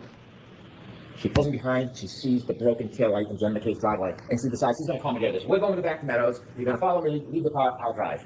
At this point, Jen and Kerry don't know each other. They've only met once. And they go back to Meadows, they obviously don't find John because he's back at 34 Fairview, and then they start their way towards 34 Fairview. They start driving towards 34 Fairview, and they're looking, and you heard from Kerry Roberts, Jen McCabe, they're looking out the window, they can't see a thing. The snow, the blizzard, the weather, the darkness, they can't see anything. And they're driving, and they decide to go back to 34 Fairview, and this is remarkable. This is remarkable. When they start their way past towards 34 Fairview, they get close. And when they get close, they can see nothing. But the defendant screams, "Stop, let me out." And they look around and they say, "What? Let me out, let me out." She does not see John O'Keefe. She knows where he is. She knows exactly where he is. She knows where to find him. She knows where to expect to find him because she knows where she left him. She told us. Slide 13, please. Oh, fuck off. Get the fuck out of here. And I described this to everyone, so you probably heard this before, but one like a buffalo on a prairie. It was just a lawn in a heap that it wasn't a bush or a hydrant or a dog. It was a weird shaped lump at that time in those elements. And I was looking to find him on the side of the road. I was expecting I'd find him. Thank you. A weird shaped lump in a blizzard. And you equate that to John O'Keefe. A weird shaped lump, not like a bush. And that is John O'Keefe. She tells us she knows where she left John O'Keefe. And so they go over to Mr. O'Keefe. Same, Judy. And Karen. And she's upset, there's no doubt. I am not for a second trying to deprive her of the unrest and the trauma that is happening at this scene. And things that happened before, but I appreciate the trauma. And they're trying to help him. Guess what happens when they first move him around 603, 604? Ian with him, data. The cell phone battery gets the cool air, presses on the battery, the cell phone battery drops. Healthcare data, he has not moved What? since that 22nd, hasn't moved. Get the They start fuck shaking out him, of here. You're going to see, when you look at the records, that healthcare data starts to move. He's been there all night. All night. Nobody else. Her. And so when they try to help him, she says something that is remarkable. She says, there's a piece of grass stuck in his nose. And she plucks it out. And she says when she plucks it out, blood spurts out. We'll talk about that in a couple minutes. Remember that. Piece of glass, pulls it out, blood spurts out. That's what she says. As they try to help John, Jen is calling 911. They would like you to believe there's a conspiracy. That the glass that's found in Mr. O'Keefe's body is somehow from inside the other house. The glass, well, you'll hear in the clips, if we don't play it, we'll have all the clips with you. He talks about the fact that he took her lunch. He took the glass. She says it. So the Albert house, they don't need the glass, so he has the glass with straw that's later found on the street, by the way. That's what happens on an impact, things move. The glass comes with him, lands near his body. The debris field moves past him. Shoe, hat, straw. Gemma K makes a call to her sister, and they say because it registered 29 seconds, a cell bright record is not the same as a call detail record. There's no evidence, there was a conversation, no lights go on, there's no conspiracy. You can call somebody, it can ring, it can go to voicemail. They have no evidence, none, that there's a conversation between Jen McCabe, the person who was ripped out of her sleep to come help, and her sister for some grand conspiracy. And so what happens next is dramatic. Kerry Roberts and Jen McCabe see their best friend, prone, lifeless, frozen, on the ground, and they're living this torment because somebody brought them into this. When they're trying to hug John, there's not one suggestion from anybody that John ever went into that house. There's no reason to go into that house because John was never in the house. Not one time has anybody said, what time did he leave? I thought he went in there. Not even a whisper of it because it never, ever happened. When they find their friend John, he's not 20 feet off the side of the road, like Mr. Rensler or Mr. Wolfix. He's right there by the side of the road, close by the road. And we have... Oh, that sound is Slide tough. 14, please. You can see there's Kerry Roberts in the middle, and then on the left, you can see right off the road, that's not 20 feet. That is a foot. He stumbled and fall. Remember when Jonathan fell, there wasn't snow, it was just the beginning of the dusting. It was the cold, hard ground. Remember what Dr. Isaac Wolf told us about cold, hard ground? It causes this type of injury all the time. Absolutely, All the time. Kasha. If we could go to slide 16, please. Remember the glass in the nose? The glass in the nose. See on the bottom left, that's where the Kansas Police Department found the glass. That was from the cover. Rugby union. And then Exhibit 195, matching glass. On February 3rd, the matching piece of glass was found on the street. The matching piece of glass, the glass that was found with Mr. O'Keefe, was found on the street. He didn't fall back 8-10 feet from the road. It broke, and then it shattered and went to the street. I would suggest to you, it broke at the time of the collision, and he carried the glass with him, leaving the evidence behind, a trail, to memorialize what happened to him that night. Remember the straw? I asked you to take a look at that picture, and leaving the white ball 12-12, the black straw in the drink, on the street. Collision, glass, nose, straw, back with his head. What? Play the clip on the left, please. 59. So when John got out of the car at Ryan Albert's house, he took my full 169, please. So John's laying there, his left and his right, and I approached John from the left. That's where the street is. And he had a piece of glass, like perched on his nose, like just wedged like a splinter would be. And it just pulled it, and as soon as I pulled it, it just gushed blood down his face. Thank you. Yes, 911 good call, idea. She's not hiding from anybody. She's trying to help. She's bringing attention. Ms. What the fuck and I have decided we need a some sort of palate cleanse because Hank. So we're just going to take a moment. Now some music. The Supreme Leader decrees it. And I think this one is quite relevant because, just because. Hanky Spanky, why so cranky? Meatball Morrissey, disruption to corruption. Free Karen Read, that's me. Action Jackson and Yannetti, building the dream team. Liza Little, Tory, Georgia, let's see energy. Bye-bye, Lally, who would've thought we'd miss you lollygagging? And here's to praying, hoping, waiting, justice won't be lagging. Hanky Spanky, why so cranky? Meatball Morrissey, disruption to corruption. Free Karen Read, that's me. Jennifer McKay, she's a piece of work. Hoes long to die in cold, girl, we know you made that search. Mean girl shit, her lies be shining bright. And we all don't know that John was beaten in a fight. Hanky Spanky, why so cranky? Meatball Morrissey, disruption to corruption. Free Karen Read, that's me. Brian Albert, king of Canton, calling Chloe it. Bumping uglies with your cocoa butt, dialing that ain't it. Mediocre chicken parm, Chrissy board select. Julie Albert bringing donuts in a freaking blizzard. Hanky Spanky, why so cranky? Meatball Morrissey, disruption to corruption. Free Karen Read. got no game, weed whacker. Where's the Jeep? I'm in the blue bubble. Haha, the Lexus did not hit. Bet the homeowners will cop some shit. They said to Michael Proctor. Nope, he said not happening. Oh, how the lofty fall. Hanky Spanky, why so cranky? Meatball Morrissey. Disruption to corruption. Free Karen Read, that's me. 227, it's a numbers game. 12, 10 lies uttered with no shame. 22 seconds is long enough to get your story straight and take it to your grave. And speaking of grave beef, has grave concerns. Your commonwealth engaging on nefarious terms. Should ever accuse when you had the chance. It's go time, Bev, let's dance. Hanky Spanky, why so cranky? Meatball Morrissey. Disruption to corruption. Free Karen Read, that's me.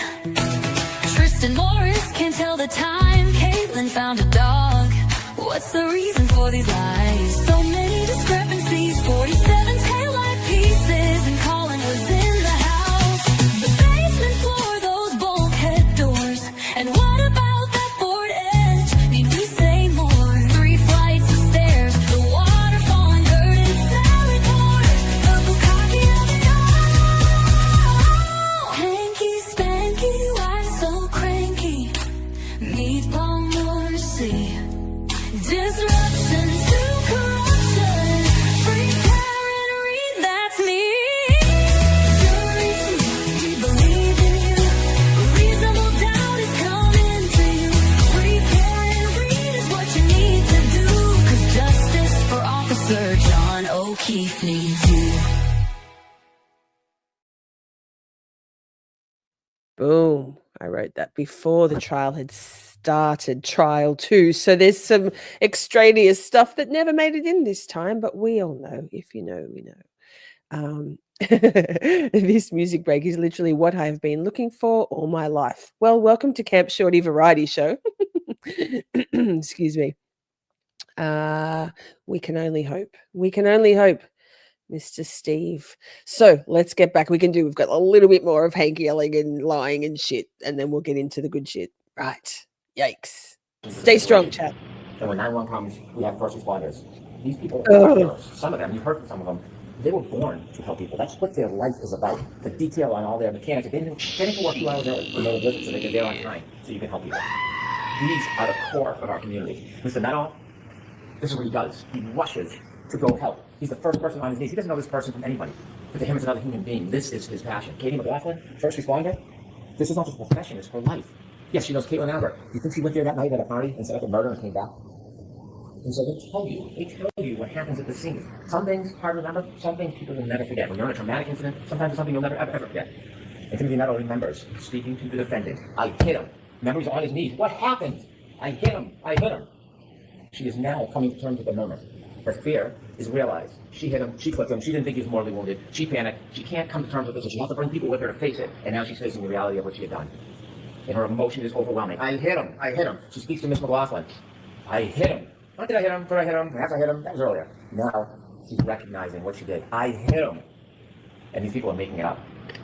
Anybody that says anything adverse, or inconsistent, or inconvenient is a liar, or a perjurer, or a conspiracy. Or is it that these good people who went there for a total stranger to do their duty to help happen to remember that she admitted what she had done? I know that doesn't reconcile with the boogeyman Proctor and the bad government. I know it doesn't reconcile with no DNA on this piece of that piece. I know it doesn't reconcile with everybody setting up the door. I know that doesn't reconcile. But the reality is... Miss Shorty, you're muted. Miss Shorty, you're muted.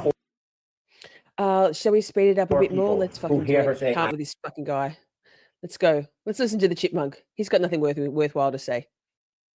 Yes. Boom. I hit him. I hit him. And the attempt is to betray everybody. It's a lie. We don't have to rely on some good people. Oh, you should. You should. You don't have to. Because we have a guide. And it's Karen Read. Slide 17. Did I have an eyeball right here? What? Did I really say this many times in law enforcement's cleaning and said it? Okay. I know it doesn't fit the theme, the theory, the story, but she tells you herself. She endorses those good people exactly what they have heard. She tells you herself. She hit him. It's undeniable. It's unmistakable. It's inconvenient. But the truth has a way of seeping up to the daylight. It could be oppressed and suppressed and pushed down and covered and twisted, but it rises. It rises. And it is not a coincidence. There's no coincidence that Mr. Nuttall and Ms. McLaughlin care exactly that. She tells you. And Jen McCabe, when she's sitting next to you or standing next to Ms. McLaughlin, she tells you that she saw or heard the same thing. Remember what happened to her in the stand when she had the audacity to say, I heard her say it? What happened to her? Audacity, you say, sir. They pulled out was going to see her best friend dead. What happened when she had the audacity to say that? And now we know. Joe, we've got like 10 minutes left, I think. Hi, Patricia. The ironic thing is, you will see in a photo when Ms. McLaughlin, firefighter, was speaking to the defendant, Ms. McCabe was trying to protect her, trying to shut her up. Don't talk, you're upset, stop saying crazy things. The villain of the story was trying to help the defendant from incriminating herself. The irony. Can we have slide 9, please? This is the value temperature. You're going to have a chance to look at it. It's a bunch of fact that is interesting. It is interesting if you want to hear it. The 29, 12, 13, they'll need the white line. He reached 22 in the car, 77 degrees, 12:37. About 3.5 minutes after the defendant collides with John O'Keefe, it started to go down 72, 12:45, 66, 12:53, 61, and you see it drop and stay up at 1:36. Remember, cell phone battery under John O'Keefe, either struggled with life or was fast. And the blood still warm either way, under him. Doesn't move again until 6:06. It drops down 7 degrees because the woman are pulling on him, the cold air was hitting Too fast? What happens at 6:15?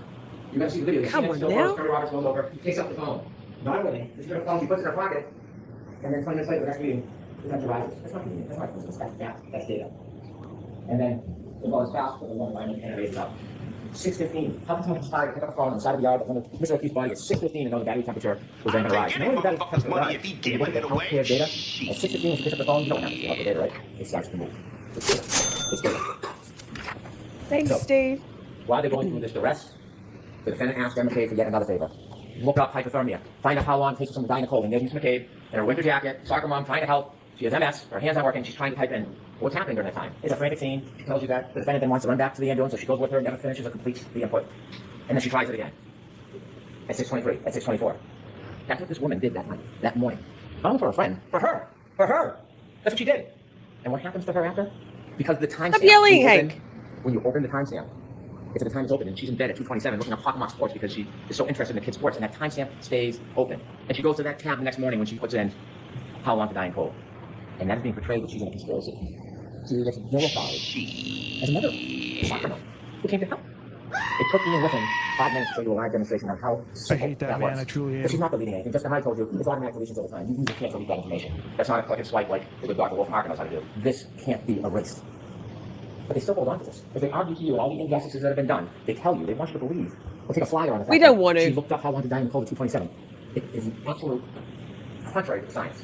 There's no basis to support it, but they stand here in front of you. Why? Because every time they say something like that, you look the other way. Don't look away. Oh! 2:27. Look the other way. Fuck off, Hank. Former Trooper Proctor. Look the other way. Excuse me, sir. Every time they make those, oh, she got the glass inside the outer. Maybe in the basement. Look the other way. Look the other way. Get the fuck out of here. Get the fuck out of here, you copycat motherfucker. Sit down, Weasel Demon. Just sit down. We're going fast because, Hank, if you want to actually hear what he says, I kind of don't. I want to get to the good stuff. I want to get to the good stuff, which is Alan Jackson. And we have a clip to play when this is over that Micah very kindly sent through in the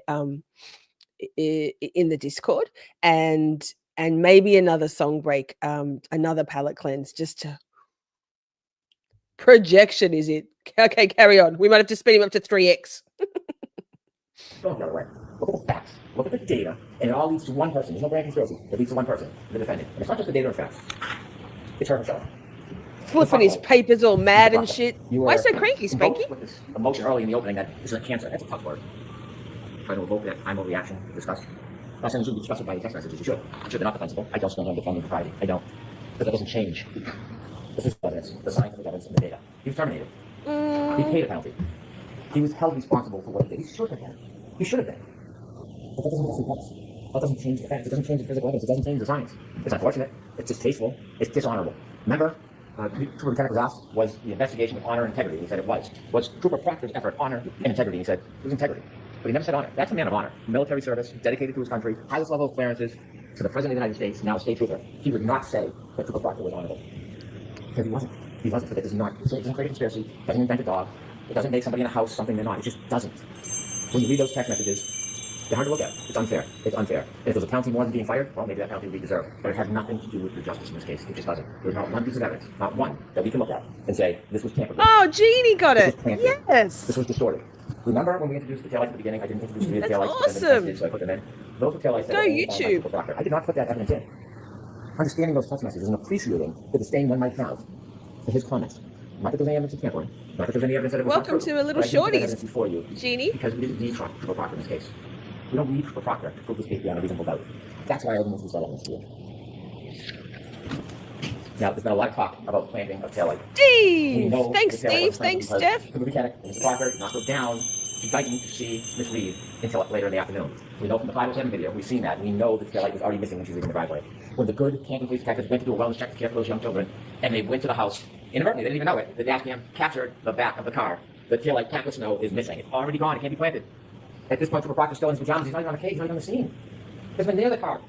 And then the videos themselves. When you close, you take it in an angle and it moves, but if you get the right angle, you can see it's missing. It's gone. Can we have slide 18, please? 507. You can play the angle you want. If you look at this angle, it's gone. We don't say it's all the way to the line. You know where it is? 34th Fairview Road, on the retail. There's 29.2, 323. Look at the left hand side. Look at the left hand side. It's back to snow. It's gone. It's gone. And the same thing, when you do videos, it's different angle, a little smaller, play it out and watch the, let's go up and down and slow it down, you'll see it expands. It's gone.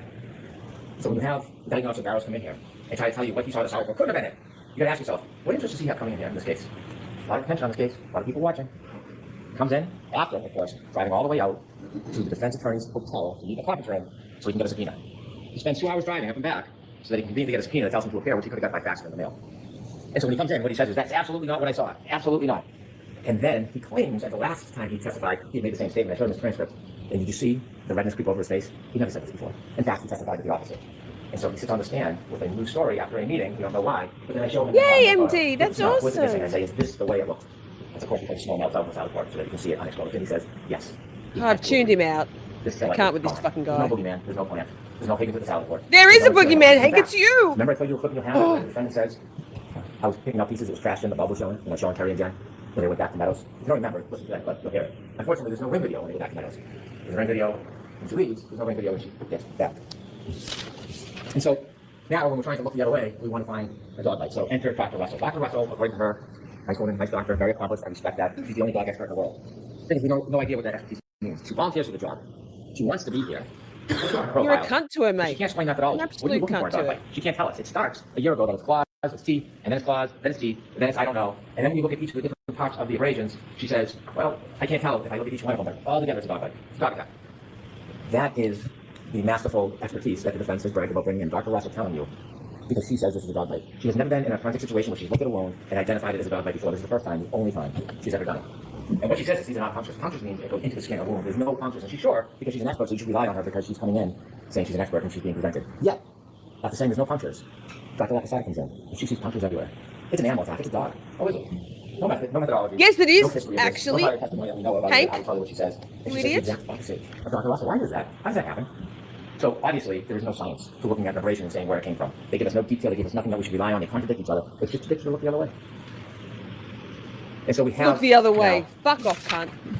Sorry, language. Yikes. the issue Sorry. of the defense has said over and over again, there's no collision. There's no Yikes. collision. There's no collision. And they had a number of witnesses come in to try to say that. And they point to Dr. Shorty Bello, who works at the medical examiner's office. She tells you Thank that she doesn't God. see injuries consistent with a collision.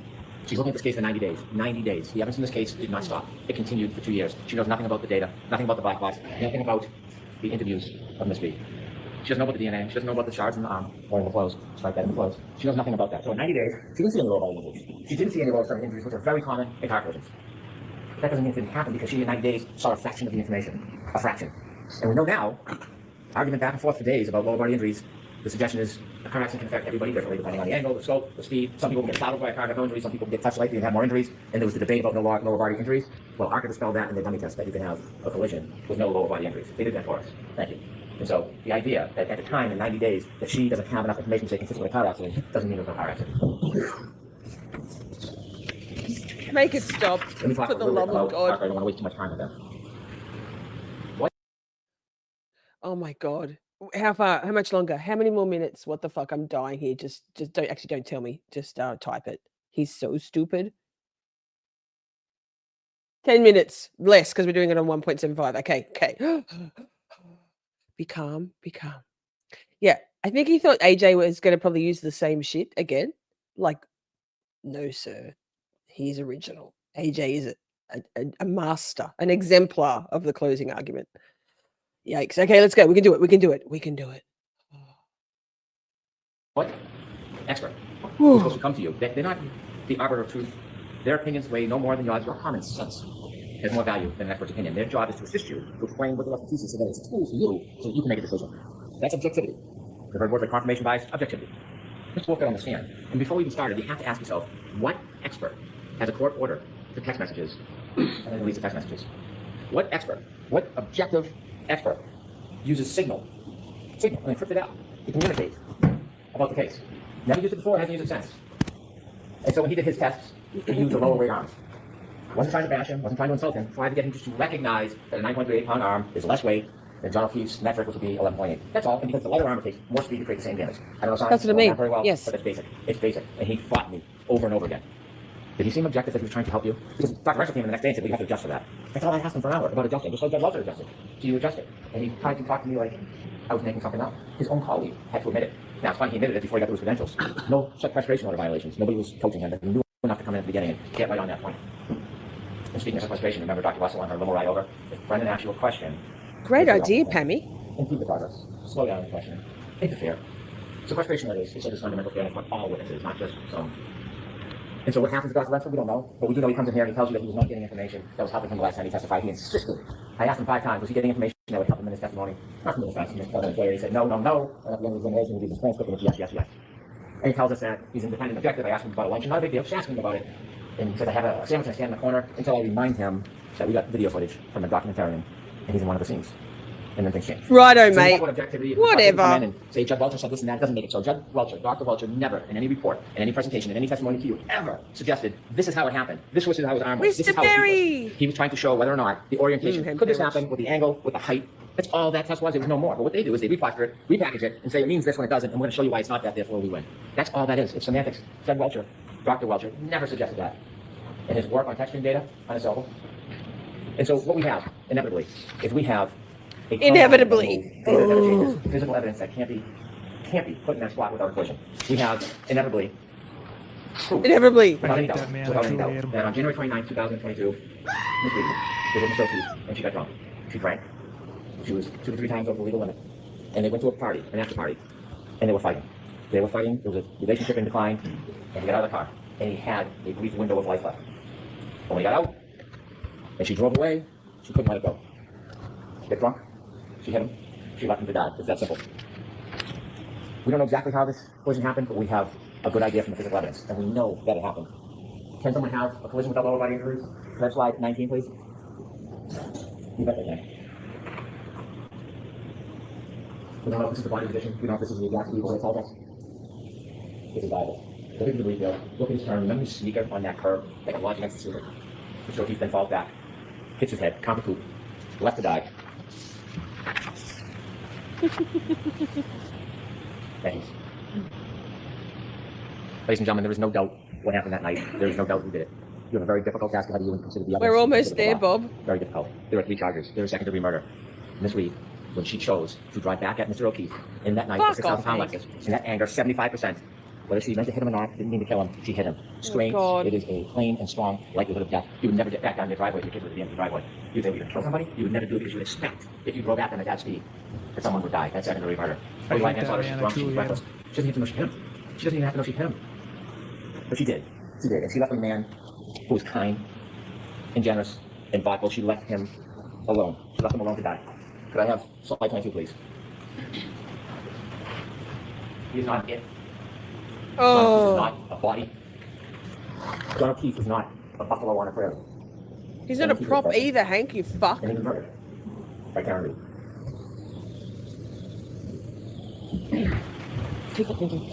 Right, jurors, the next Oh, Lord, have mercy.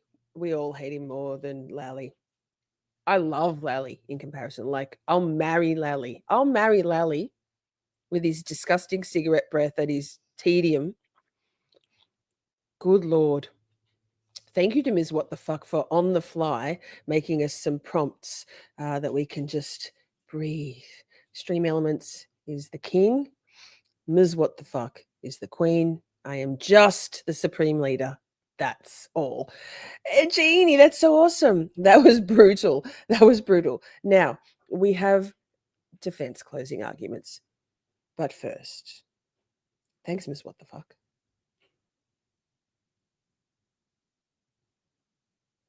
Bill Read. Well, I wish I wasn't here, but this is what corruption is all about. Just look at the injuries. They don't correspond to being struck by any vehicle. I want justice for John O'Keefe, but that may come at a later day. It's all about the science. You heard Dr. La Posada, you heard the ACA witnesses, the scientists from ACA who are hired by the U.S. Attorney, the Department of Defense. Sorry, Department of Justice. Check it out. So, you know, this is the final stage, of course. This kitchen. Attorney Jackson, on his closing. Digest it all. Amazing. Take it in. Because someday it could be your son or your daughter. God forbid. Thank you. Thank you.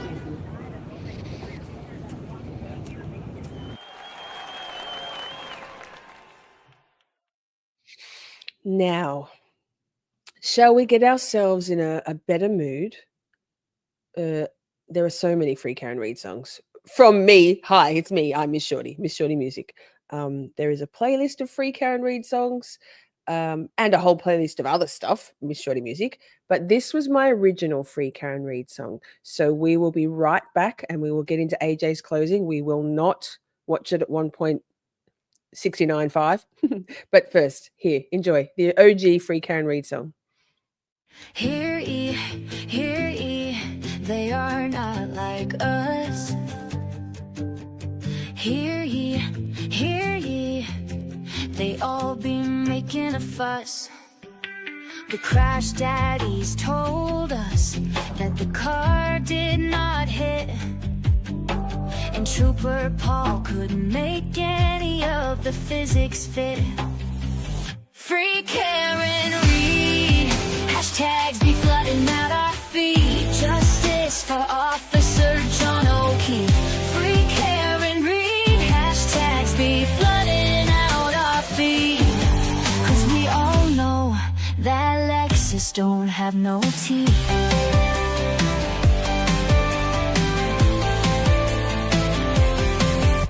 It's obvious that Colin A was in that basement, but the MSP never even took his statement. 34 Fairview, the lawn is so small, but 11 people even saw nothing at all. Free Karen Read, hashtags be flooding out our feed. Justice for Officer John O'Keefe. Free Karen Read, hashtags be flooding out our feed. 'Cause we all know that Lexus don't have no teeth.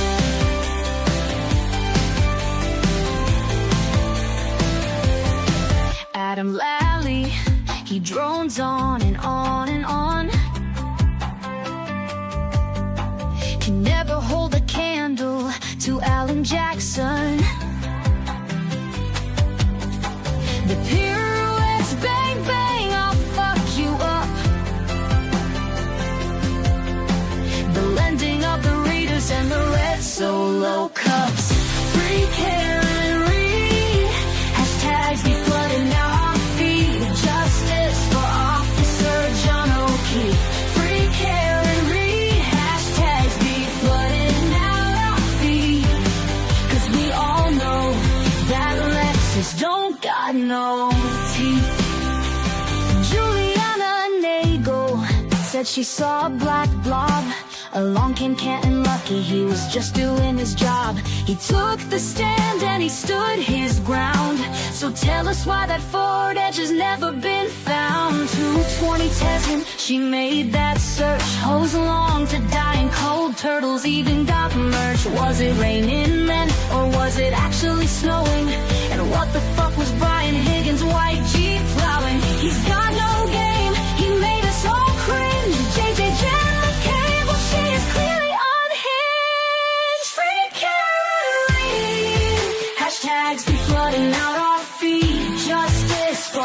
Officer John O'Keefe. Cockade the apron, kill me now. High top tables, basketball, and a Frankenstein plow. 1210 crystal light and a leather cracker. Get off my fucking lawn, Life 360 app tracker. Free Karen Read, hashtags be flooding out our feed. Justice for Officer John O'Keefe. Free Karen Read, hashtags be flooding out our feed. 'Cause we all know that Lexus ain't got no teeth. Free Karen Read. Oh, I got tears in my eyes from that one. That was like the second or third song I wrote. How about that? My lyrics, not my voice. Love 10-10. It's okay. Someone called me out for being proud of my music. You know what? I reckon get the fuck out of here. Get the fuck out of here. Yay! So are we feeling good? Because we had to just like sage that shit and breathe a bit. Free Karen Read. Absolutely. So week 8. Beautiful slide, Ms. What the fuck? Even with COVID, look what she puts together for us. Best producer ever. Amazing.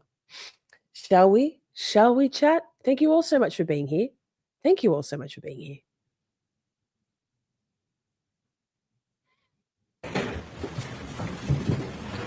There was no collision. There was no collision. There was no. We'll make her slower. Him slower, surely. 1.0. 1 point. We'll go normal if we can. I think we just want to get the full effect, do we not? Chat, you decide. One's in the chat if normal speed. One's in the chat.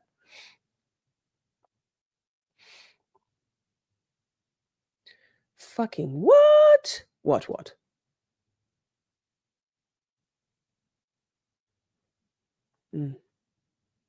Motion has the vid. Yep. Yep. Everyone says, let's just drink this shit in. AJ. Pop some. Oh, sorry. Oops. Pop some Big Jackson energy emojis in the chat, members. Let's go. Let's do it.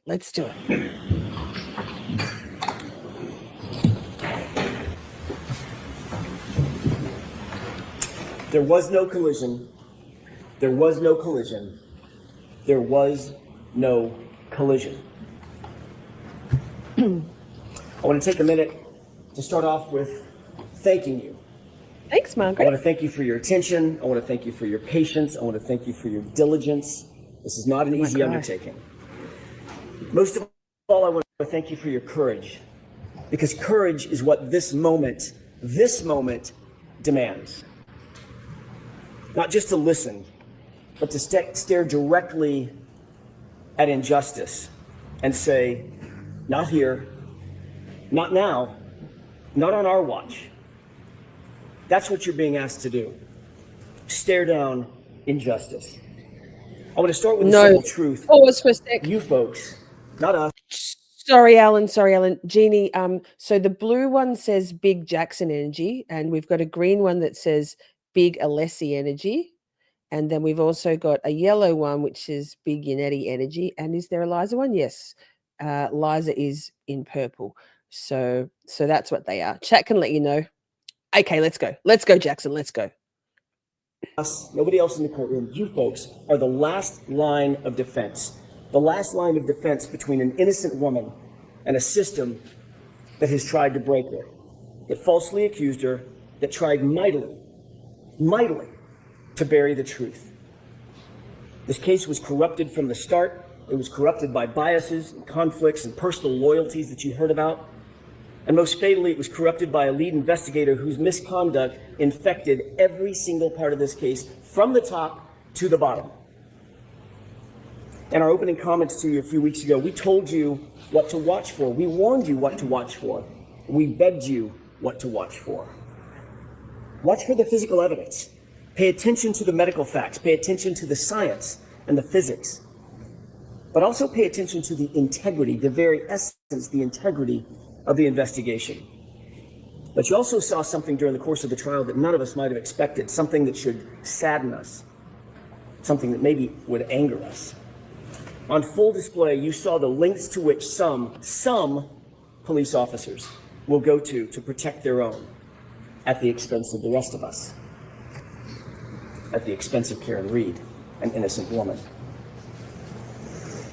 Before we examine the evidence in the case, which we will do, we need to understand the very foundation of the entire system of justice in which we operate.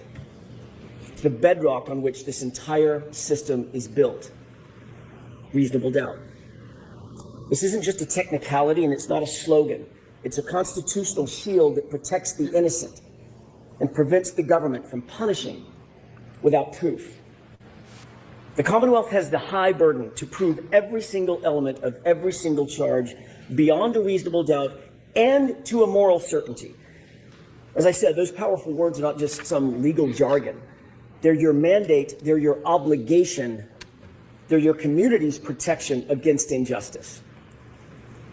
In our system of justice, Karen Read sits here today, presumed innocent, cloaked in the presumption of innocence.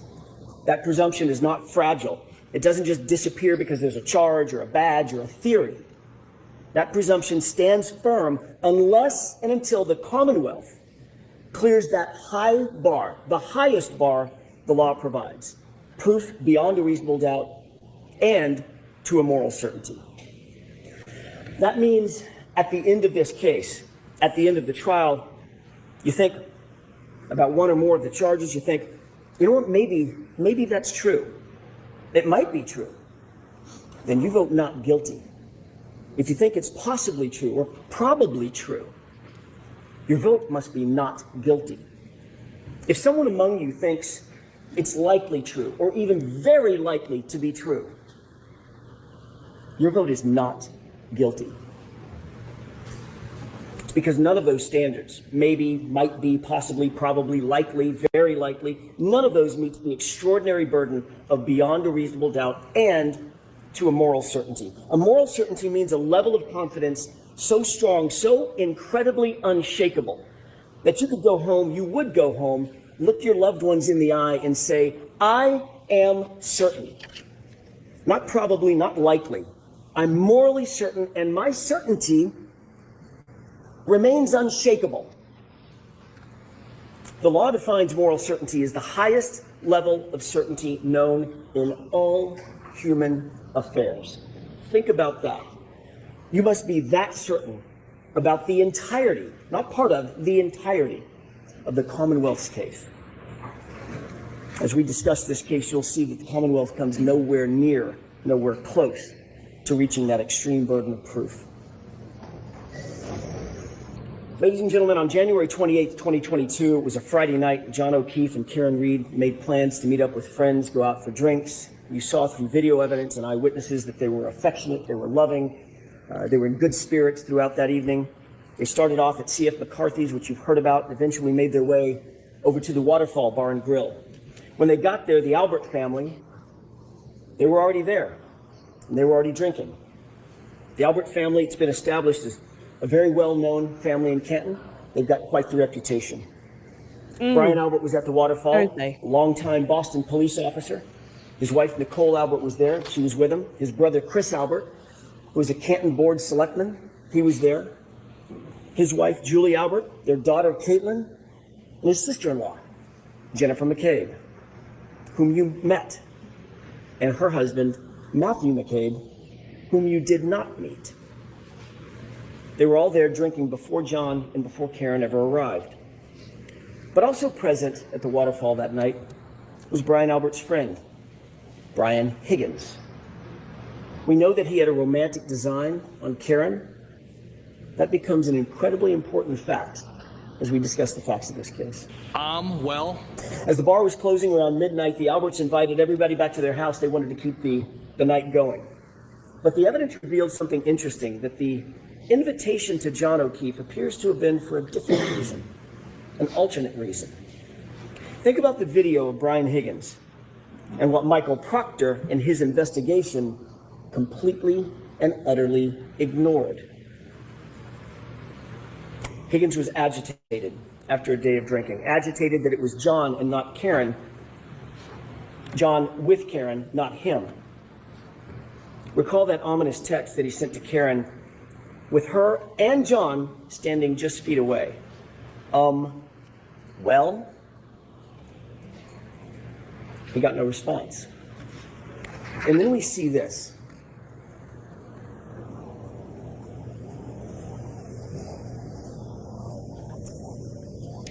That's what Brian Higgins was confronted with following his well text.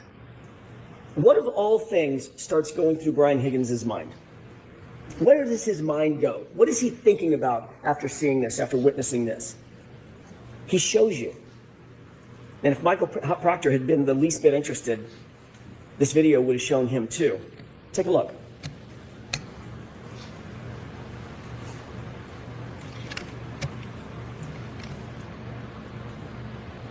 Fat lump.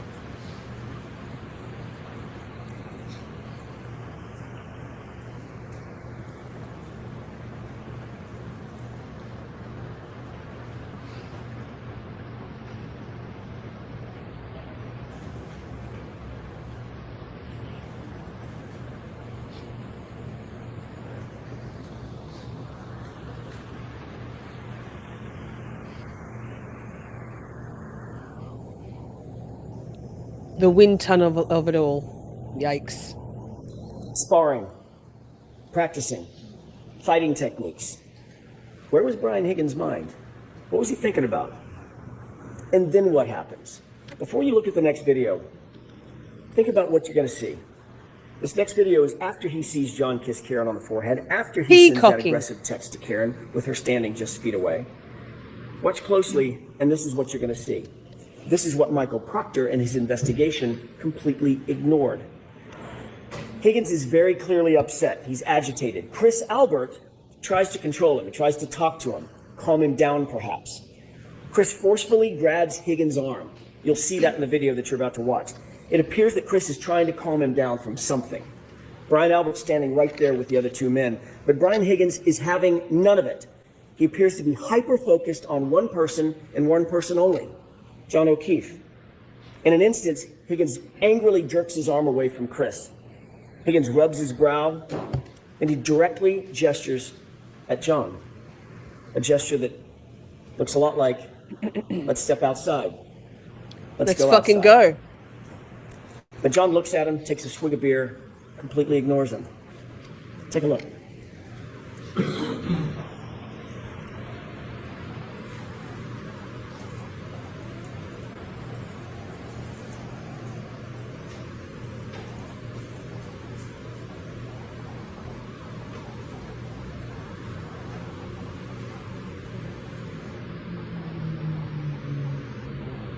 I didn't notice that, Margaret.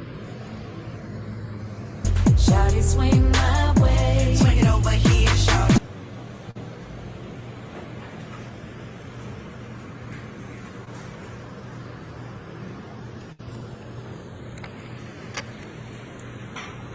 He was saying, pull up, bitch. Michael Proctor, the lead investigator in this case, had all this footage, but he did nothing.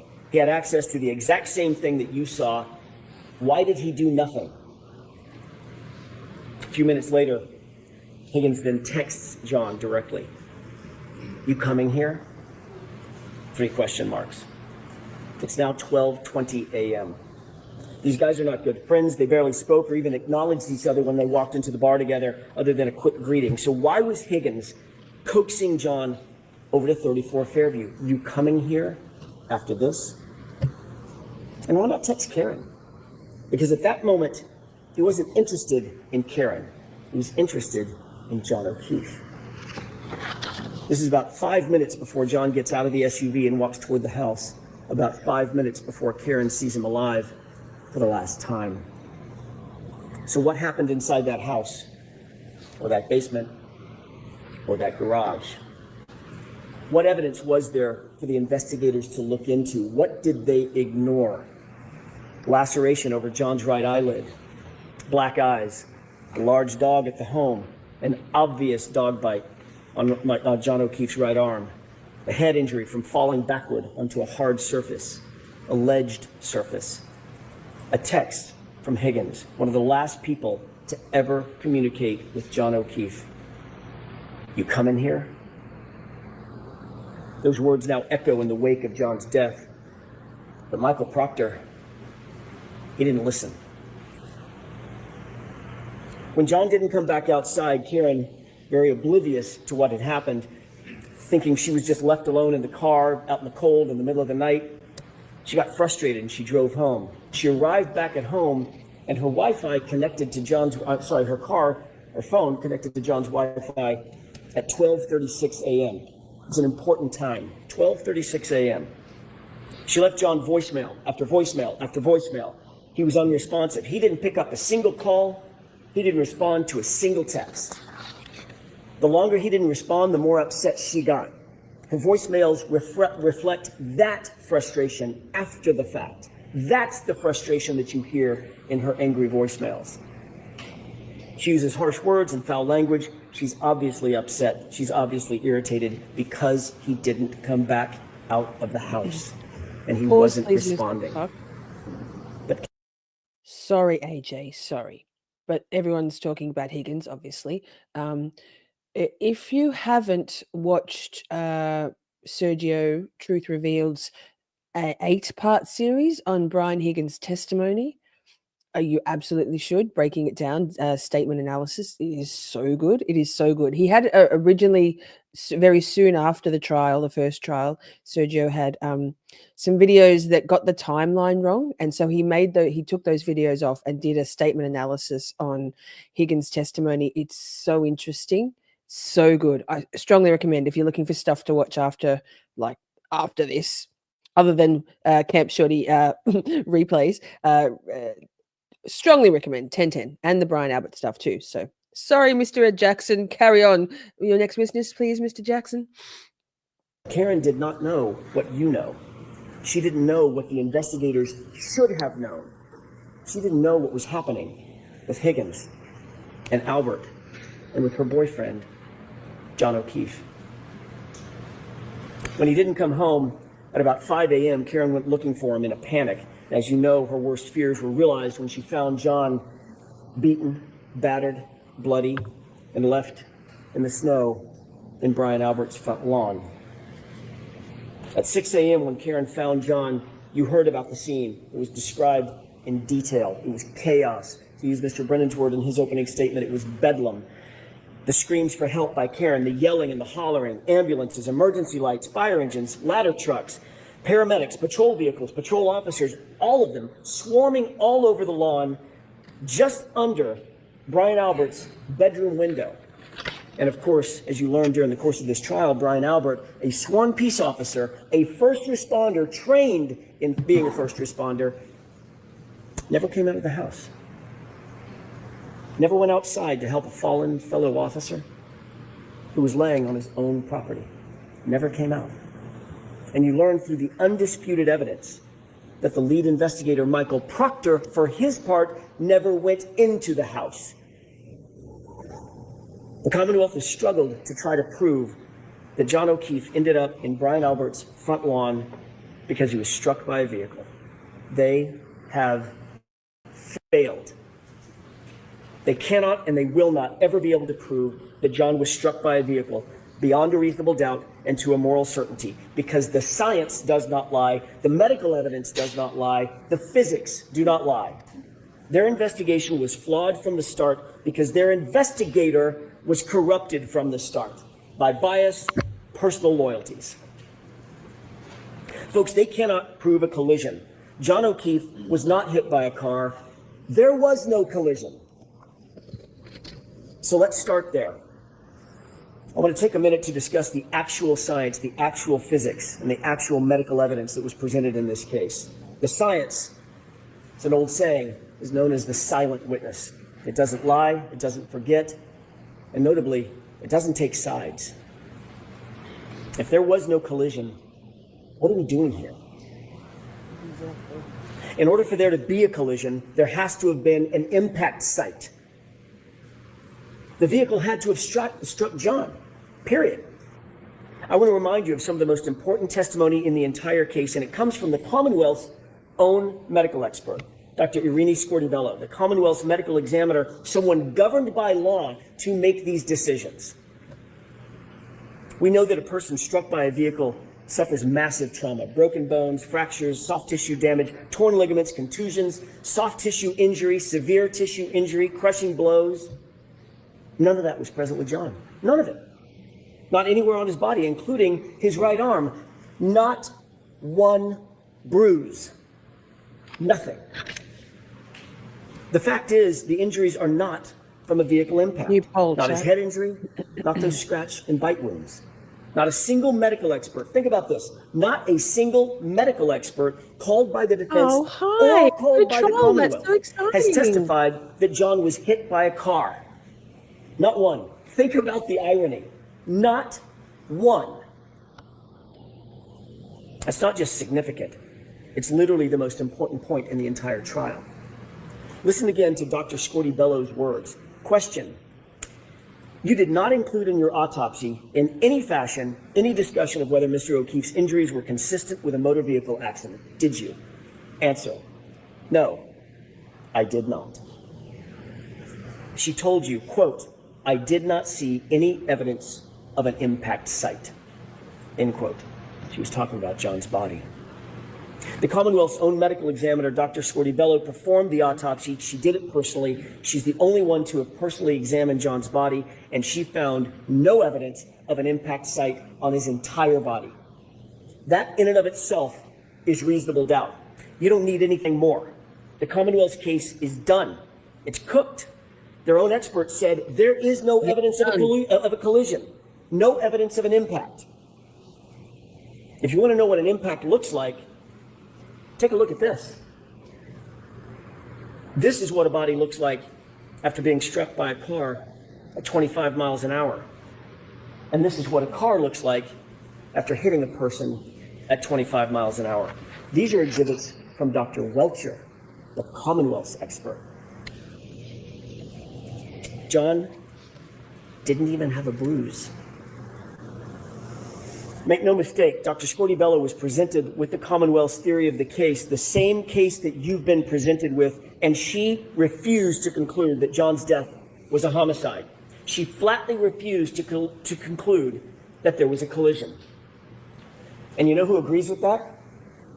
That silent witness, the science, the physics, the data. Dr. Wolf and Dr. Rentschler, you just met them recently. They explained they were not initially hired by the defense. They were asked by another agency to conduct their analysis. They looked at the evidence from both sides, not taking a side for the defense or the Commonwealth, completely independent. They looked at the damage to the SUV on the one side of the coin. They looked at the injuries to John O'Keefe on the other side of the coin. Both PhDs, both engineers determined there was no collision. I'm not saying it. The science says it. That SUV's taillight was not damaged by striking an arm, and John was not struck by a 6,000-pound SUV. Period. Full stop. Dr. Dan Wolf did the testing on the taillight. Actual Pause, testing, please, not Miss some What the Fuck. ridiculous Oh, there we go. blue paint. Yeah, no, pause.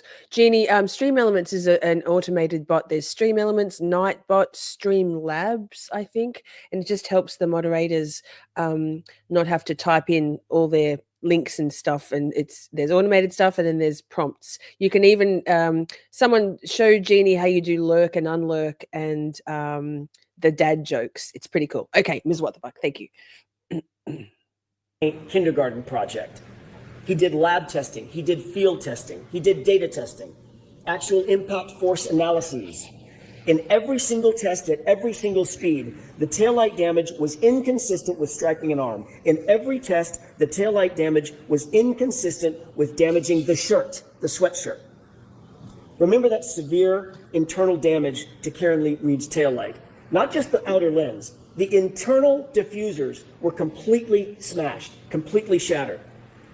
ARCA testing established that all the internal components of every single test taillight, especially the diffusers, remained completely intact. Conversely, on Karen's taillight, the diffusers were almost completely gone. Folks, understand something. If any part of that diffuser portion of the taillight is broken, there is no light. It doesn't illuminate at all. It's just black. Let's take a look at a couple of photos. At 5:07 a.m. at One Meadows, that's the photograph on the left. What do you notice about the right taillight? It's completely illuminated. Later, at 4:12 in the afternoon, photograph on the right, it's lit up. How can that be? How can that be if the Commonwealth claims that those diffusers, the portion that lights up the light, were already scattered all over 34 Fairview? That's their theory. Could I explain the look? Yes, sure. Pause. Sorry, Mr. Jackson. So if you're watching and but not in chat, but you want to say, "Hey, I'm still here," you can do !lurk, and it says a funny little prompt to say, "Hey, I'm stepping away for a minute," and you don't have to type, "I'm just going to go," blah, blah, blah. And then when you come back, you can say either back or unlurk, and it says the other prompt. Pretty cool. Same, Patricia. AJ is the tits. The taillight's completely lit up. That would be impossible. Dr. Andrew Rinchler, a PhD, a biomechanist, explained that at those speeds, the other side of that coin, John's arm would be basically destroyed. Contusions, swelling, torn ligaments, hyperextensions, dislocation of joints and bones, fractured, broken, and shattered. But as you know, John's arm was pristine, save those dog and claw bites. He didn't even have a bruise. Think about this. Think about that photo of those x-rays as you deliberate. You can manipulate a taillight fragment. That's not that hard. You can't manipulate a bruise. If they claim the car was going fast enough to shatter the taillight and shatter the diffusers, then it was also going fast enough to destroy and shatter John's arm, and it simply did not. How do they square that? They don't, and they can't. So they spent nearly $400,000 of taxpayer money to hire someone to dress up and look like John and paint his arm blue. Pause. Which told you exactly how far in. Gosh, I didn't listen to much at all. I didn't see or hear that bit. I must have been falling in and out of sleep. Okay, so now we're on to Miss Shorty not seeing any of this. Jeez.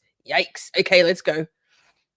Nothing. Sick burn, by the way. The ARCA testing, conversely, also established that it is impossible for John's sweatshirt sleeve to be damaged by an impact with the taillight. The Commonwealth's theory is that the sleeve of John's hoodie sweatshirt was damaged by flying shards of taillight slicing through the shirt and through John's arm. I have 3 questions. Number 1, John's arm had about 36 abrasions. How did 36 shards of acrylic go through 9 tiny little puncture holes? How'd that happen? Somebody needs to answer that. Number 2, why are there no slices or cuts in the hoodie? All the defects are punctures. Punctures that you might get from, say, I don't know, canine teeth. And number 3, if the shards cut bloody gouges into John's arm, that's their theory, why is there no blood, no skin, no tissue on a single shard of taillight Good to see. that they claim came in contact with John's arm? The Commonwealth cannot answer a single one of those questions because John's arm was not impacted by the taillight. It doesn't make sense simply because it didn't happen. Boom. Compare and contrast the ARCA experts and their actual testing to Judd Welcher. Ooh, he came to you in the Commonwealth's case in chief, and he told you that for the better part of $500,000, he'd come in and testify that John was tall enough to touch the taillight with his elbow. That's it. And even in that basic demonstration, he had to lean in to manipulate it, to get the results that he wanted. Dr. Welcher then claimed that the reason he didn't do the reconstruction, the actual testing, think about what he said. There isn't enough evidence to determine what happened. I beg your pardon? Oh, I did. What happens when there isn't enough evidence, in his words? You vote not guilty. That's what happens. Oh, That's out of his mouth, not mine. The Commonwealth also used the same company, Aperture, to try to establish a time of a collision that never occurred. The Commonwealth called Shannon Burgess, the supposed expert from Aperture. There is a cardinal sin for experts, folks, a cardinal sin. It's called confirmation bias. It's when you decide to change your opinion to fit a theory. The most important takeaway from Shannon Burgess' testimony was how brazen, how shameless he was in trying to change the data to try to suit the Commonwealth. Remember Mr. Brennan's opening statement. He made some promises to you. He said, this case is about the data. He stressed it over and over again. They've had 3.5 years to get this right. The Commonwealth has had this case for 3.5 years to get it right. So his top expert, Dr. Welcher, prepares a report. And that report says that John O'Keefe was struck by Karen Read's SUV at 12:31:38. Yes. Note that time, 12:31:38. He was struck, he was immediately incapacitated, he was immediately unconscious. So says Judd Welcher and the Commonwealth's theory. But there was a huge, huge problem with that. And somewhere in the middle of trial, somebody must have realized it. They must have realized that the very data they produced unequivocally establishes that they are wrong about a collision. It could not have happened. Why? Because John was interacting with his phone after 12:31:38. Remember, the collision immediately incapacitating. How could he be interacting with his phone afterward? He was on his phone, opening his phone, checking his phone, reading texts on his phone, and locking his phone, all of it, after 12:31:38, which is the time Welcher clocked for the moment of the impact. And he was taking steps and walking with that phone after 12:31:38 also. That's what their own data showed, and it devastated their case, and it devastated that false theory. There must have been panic, I'm guessing, in the room. What do we do now? The data shows John wasn't struck by the car. What do we do? Enter Shannon Burgess. Question. Can you believe him? Nope. Can you believe Mr. Burgess? Up to. He came up with a brand new story right in the middle of trial. You might ask yourself, would an expert actually say something he knows not to be true? Would an expert actually say something he knows is not supported by fact? Would an expert shade the truth? You don't have to look any further than Shannon Burgess's CV to answer that question. That was a shame. That was a shame. Even with the pull and push and stretch and manipulation of the time data that Mr. Burgess came in here and told you about, it still shows that John O'Keefe was very much alive and walking around after they claim he was hit and incapacitated. Think about that. Matt DeSogra looked at Burgess's report and told you that in 30 out of 30 scenarios of the possible time skews that Shannon Burgess identified, he came in the middle of trial and identified all these other time skews that he called it. It's fun. In every single scenario, John was alive and walking after they said he was hit. And that's a problem for them because there was no collision. Just look at Mr. Whiffen's data, Ian Whiffen. John O'Keefe took 31 steps at a steady rate, about 83 feet, and then think about this, in a westerly direction. That would be right toward... Hey girl, pause please, Ms. What the Fuck? Hello, the trial channel. Welcome, ma'am. Welcome. We are, first of all, thank you for all your service for the world, for the YouTube world. If you haven't already subscribed to the trial channel, you need to. Fastest growing, hardest growing, hardest working, best channel on YouTube after Caption This. Amazing. We are using your already uploaded closing arguments videos, edited, time-stamped, defluffed in chronological order per witness or closing argument. Amazing. 10-10. Thank you, thank you, thank you, thank you. The jury know they're not sequestered, so they come back on on Monday. Thank you, the trial channel. Good to see you. You must be exhausted. All right, let's keep going with Mr. Jackson. Remember, it's 78 feet to that garage door. That's not a coincidence.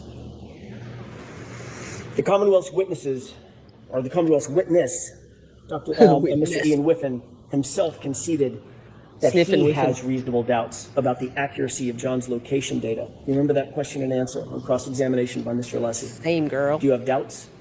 I do. Are those doubts reasonable? They are. And remember, it's still the Commonwealth's burden. If their own cell phone expert has a reasonable doubt about John's location, so should you. John O'Keefe was inside, and the phone battery temperature further proves it. This is not speculation, this is science, and it's irrefutable. It tells us that he was not laying outside in the cold, he was inside somewhere a little bit warmer.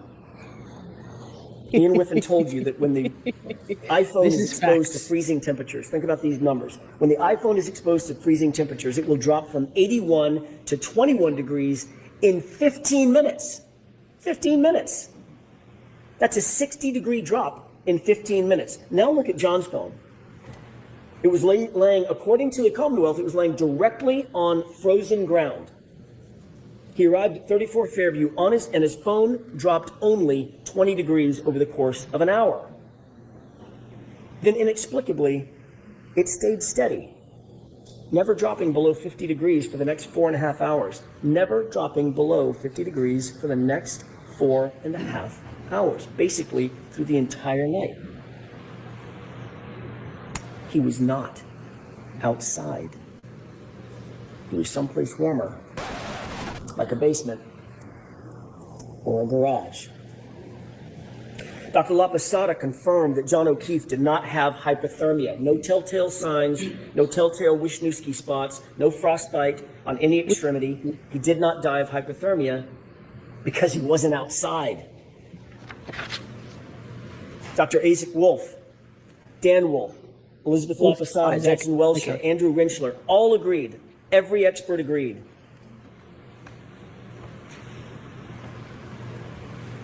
This is how John O'Keefe died.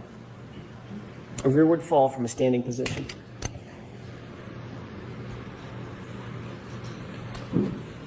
What could make you fall straight back like that? Let's just think about that for a second. What could make you fall from a standing position as Judd Welcher just showed us? Standing up, falling straight back. Add a laceration to the right eye consistent with a fist or a punch, and you've got your answer. He certainly didn't sustain that wound on the back of his head by falling backwards onto a lawn. Dr. LaPosada told you that the patterned injury on the back of John's head could only be produced by hitting a hard, ridged, or ledged surface, like a concrete stair or step. What's just through that garage door? Michael Proctor never stepped down in that garage to find out. Not. What a shame. Yes. And look at the arm. Pause for Just a sec, look please. at John's arm. You don't need. Sorry, AJ. That reminds me. Hi, Clerk has the blueprint. This I never knew. This is this means I love you in sign language. So whenever we do, I just thought it was like, yes, free Karen Read. Woof. But so when you do this, Karen asked everybody to make this, to do this. So this up in chat, go for it, AJ. The top experts in the country, but you had them. You don't need the top medical minds on the planet on this issue, but you had them. These are dog bites and scratches. These are animal wounds. Not one witness has been called in their trial. Not one. 8 weeks and counting. Not one witness who disputes, who actually disputes that John O'Keefe's arm injuries are from a dog. The Commonwealth could not find a single medical expert, a single medical witness who would come in here and tell you those are inconsistent with a dog bite or a scratch. And it's equally clear that there was no collision. Dr. La Posada told you in probably the clearest voice in the entire trial. You remember her testimony. He didn't get hit by a car, in her words. He just didn't get hit by a car. You remember the question that was posed by Mr. Brennan, did you consider the speed of the vehicle? And she said, no colors. Speed didn't matter. Didn't know that. Because he didn't get hit by a car. She I do repeated it now. 3 times I love learning. because it's true, not just because she says so, but because the medical evidence proves it. The medical science proves it. There was no collision. Dr. Rentschler told you unequivocally and just as firmly he didn't get hit by a car. The Commonwealth has not met their burden. They cannot meet their burden. The Commonwealth hasn't called a single medical professional, not one, to testify that John's wounds came from being hit by a car. Not Dr. Shorty Bello, not Dr. Isaac Wolf. Contrast that with the caliber and the quality of the experts who came in here to tell you what is obvious to anyone with common sense. Those wounds on his right arm are from a dog. This was not an oversight by the Commonwealth. It's just that there is no one out there. No matter how big a check you write, there's not a medical expert who's going to disagree with that. The fact is, this is the central fact in the case. The only fact that matters is literally uncontested by every medical expert. Uncontested, undisputed. There is no evidence that John was hit by a car. None. How much more reasonable doubt could there be? This case would be over right now. Done. Because there was no collision. So given all that, how did Karen Read end up sitting here? Why is she even here? Why is she in that chair? Why is she in this courtroom? There is a reason for that. And it's a reason they don't want to tell you, and it's a reality they don't want to admit to. Scott, good to see you. Thanks for coming over. The reason we're here is because the system, you uncivil the very fellow, system that was meant to protect her, that was meant to protect all of us, that system has failed badly. So now let's discuss the facts that were and were not presented by the Commonwealth in this case. Over the next few minutes, I want to talk about the utter failure of the police to investigate this properly and to investigate this fully. And what you're going to see is that Michael Proctor, the lead investigator for the Commonwealth, did nothing to actually and properly investigate this case. Let's start with the house. That's the most logical place to start. I think you'd agree. Let's. Brian Albert's house, where John's body was discovered lifeless in the lawn. A police officer, is found dead on the front lawn, and no one secures the scene. No tape, no preservation of evidence, no crime scene logs, no search warrants, no consent searches, no photographs of the house interior. Reasonable degree of ham sandwich certainty, right? Certainty. None of those things are real. It's just medical and scientific. Am I right, chat? Yes. Carry on, AJ. They didn't treat the house as a crime scene, and shamefully, they didn't even treat the yard as a crime scene. He's genuinely the lame excuse outraged. offered by retired Lieutenant Gallagher. It was really cold and windy, and I didn't know if there was a crime that had been committed. Like what? What? What? You didn't know that a crime had potentially been committed? You have a man laying dead in the yard, and here are the undisputed facts that those officers were confronted with. Black eyes. Obviously, black eyes are consistent with a fight. Bloody nose, also consistent with a fight. Bleeding from the face, consistent with a physical altercation. A cut over the right eye, consistent with a punch. No coat in the freezing cold. Not dressed for outside, dressed for inside. And one shoe on. I wonder where the other shoe could be. I don't know, maybe in the house 30 feet away. And then you find a broken and shattered drinking glass next to him, the type of glass that you might find, I don't know, let me think about this, in a kitchen in a house 30 feet away. And John's phone was tucked neatly under his back shoulder. Yeah, fucking suspicious. I call bullshit. Lieutenant Gallagher actually claimed he did not know it was a potential crime that needed investigating. The neighbor across the street, Detective Lieutenant Kelleher, had a ring camera that was pointed at the exact direction where John O'Keefe would have been hit, and nobody bothered to secure it. Nobody bothered to secure it. Nobody even bothered to look at it. Of course this was a potential crime scene. Of course it was. Let's not forget this was Brian Albert's house, and that comes with privileges. Quote, is the homeowner going to catch any shit? Nope. Nope. He's a Boston cop too, end quote. That quote starts to make a little more sense now, doesn't it? Fucking oath Michael it does. Proctor wrote those words just hours after John's body was found. Come he on, sent this jury. in a private Come on, chat, in a jury. private text he God. never, ever believed would ever be revealed. He sent that text in a series of messages that now belong to you. You weren't given the opportunity to hear from Michael Proctor, but you can read his thoughts for yourself. And I urge you, go read them. They're in Exhibit 209, in case you're wondering. But here are the highlights. Proctor starts the conversation, quote, all the powers that be want answers ASAP. He's getting pressure, obviously, to get this done.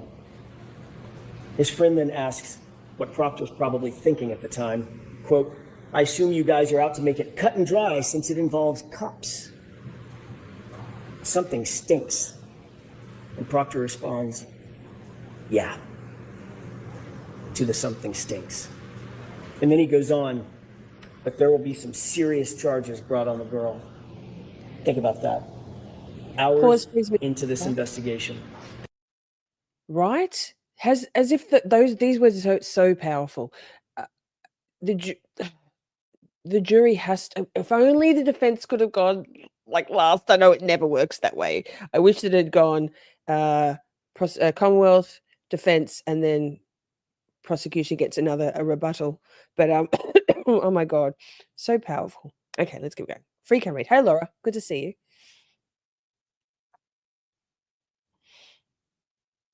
There will be some serious charges brought on the girl. She's a whack job cunt. Yeah, she's a babe. Weird Fall River accent though. No ass. I love it. No ass bitch. But I love it. She's got a leaky balloon knot. Leaks poo. Zero chance she skates. She's fucked.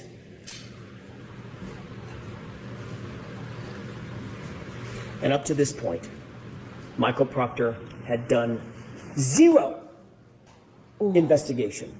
Nothing. Save talked to a grand total of 3 people, all of whom were named Albert or McCabe. Boom. That's it. And this was his mindset. Poor Mr. O'Keefe. This is the same lead investigator who sent the group chats that you heard about with Sergeant Butnick. Late night, sitting at his office, rifling through Karen's phone, bragging about looking for naked pictures of her. That text wasn't sent to his buddies or his friends. That text was sent to his supervisors at the Massachusetts State Police, for God's sake. And what was their response? Sergeant Buchanan liked this conduct with a big old thumbs up. He encouraged it. Ladies and gentlemen, a lead investigator is supposed to, every investigator is supposed to be objective. An objective fact finder. No bias, no agenda. Michael Proctor went far beyond just insulting Karen Read. He dehumanized this woman. He betrayed her as a human being. He was fired for this blatant bias. If the Massachusetts State Police can't trust him, how can you trust him with this investigation and with your verdict? And with Karen Read's life. The lead investigator in a murder trial was never called to testify. Think about that. That should stop you in your tracks. Wouldn't you want to hear from Michael Proctor? Wouldn't you want to hear from the lead investigator in the case? Don't you have questions? The Commonwealth did not present their own lead investigator to the jury, the very jury who is charged with judging the investigation. Michael Proctor clearly is radioactive, and the Commonwealth stayed away from him. Michael Proctor is no longer a Massachusetts State Police officer. He wasn't transferred. He didn't go on sabbatical. He didn't retire. He didn't resign. He was fired.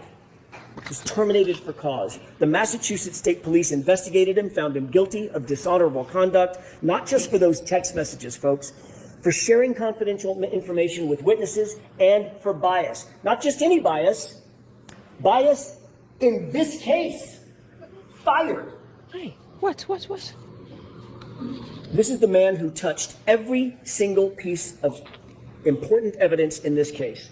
All the evidence that was brought before you in this trial went through his hands one way or another. The shirts, the shards. Remember that when Mr. Brennan gets up and gives his closing argument. The shirts, the shards, all in Michael Proctor's possession. Mr. Brennan and the Commonwealth, I think, have pinned their hopes on some microscopic pieces of, or close to microscopic pieces of plastic that were claimed to have been scraped from the hoodie several months after the fact. What he failed to ask every single every single witness, is who had access to that shirt and who had access to those taillight fragments, and the answer is it was Michael Proctor. Not for days, not for weeks, for months on end, for months unaccounted for. Can you before please they were pause, submitted Ms. to the crime lab. It was so different, this trial. Jane, hi, by the way. Interesting that you think Hank Brennan's close was amazing. I mean, he delivered it well, I guess. It seemed a little fractured to me, and there was a lot of misinformation and egregious misstating of facts not in evidence, and kind of lying about what certain testimony was. But with regards to defense calling Proctor, the jury doesn't know who he is. Yes, I think the general consensus that I've heard amongst the law tubers is that this way, Higgy, Proctor, and Brian Albert remain kind of like boogeymen. They're like the mysterious boogeyman in the night. I think personally a lot of us would have liked to see the spectacle of the defense calling those three. I would have liked to see Brian Albert and Higgins up there, but I understand it kind of dilutes. Doing so might have diluted the powerful nature of the core issue, which is there was no collision, no car hit Officer John O'Keefe, and Officer John O'Keefe wasn't hit by any car. So, but yeah, I think, yeah. So we'll carry on. Before they were ever scraped. Just go look at the chain of custody documents. You've got them. Why didn't Michael Proctor give those clothes to Maureen Hartnett with the crime lab when she was at Canton PD just days after the fact to receive those solo cups? Remember that? Just a few days later, she was there. She drove up. She did the driving to take the solo cups. Hi, Chloe. Good to see you. Which Woof, has a woof. ridiculous How's Vermont? aspect to it in and of itself as well. Why not just give her the shirts as well? Give her the taillight fragments if any were found at that point. Why hold on to them? What could possibly be a reason? Hey, Rev Why spinning wait specs until March agreed. to put those into evidence? Now let's talk about some of the other problems with the Commonwealth's evidence. Oh, girl, As I that's a indicated, bold there was assertion no in blood, this community. no skin, That's okay. no You can have your tissue, opinion. no DNA found on a single piece or shard of the taillight that the Commonwealth claims cut and sliced into John O'Keefe's arm. Where is that trace evidence? Where is that biological evidence? The DNA. Where is it? They've got nothing. Not a single piece that the Commonwealth wants you to believe cut up John's arm. How is that possible? It's not possible. The only way it's possible is if those shards never touched his arm. Because it was a dog. Oh, and the one sample of DNA that they did find, by the way, was found on the outer smooth part of the housing. Not any shard, it was the outer smooth part of the housing. Nothing that they claim actually came in contact with John O'Keefe. Number two, that sample had DNA of two other men, two other unidentified males. That tells you that that DNA had nothing to do with a car strike. That DNA would be expected to be, John's DNA would be expected to be all over that car. Inside, outside, he had access to that car for months and months and months. He was in and out of it all the time. Show me some blood, then we'll talk. They can't, and they won't because it doesn't exist. That SUV never hit John. Nope.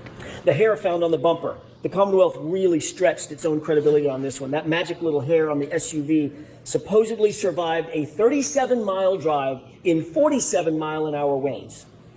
But that little magic hair just clung there, just hung on.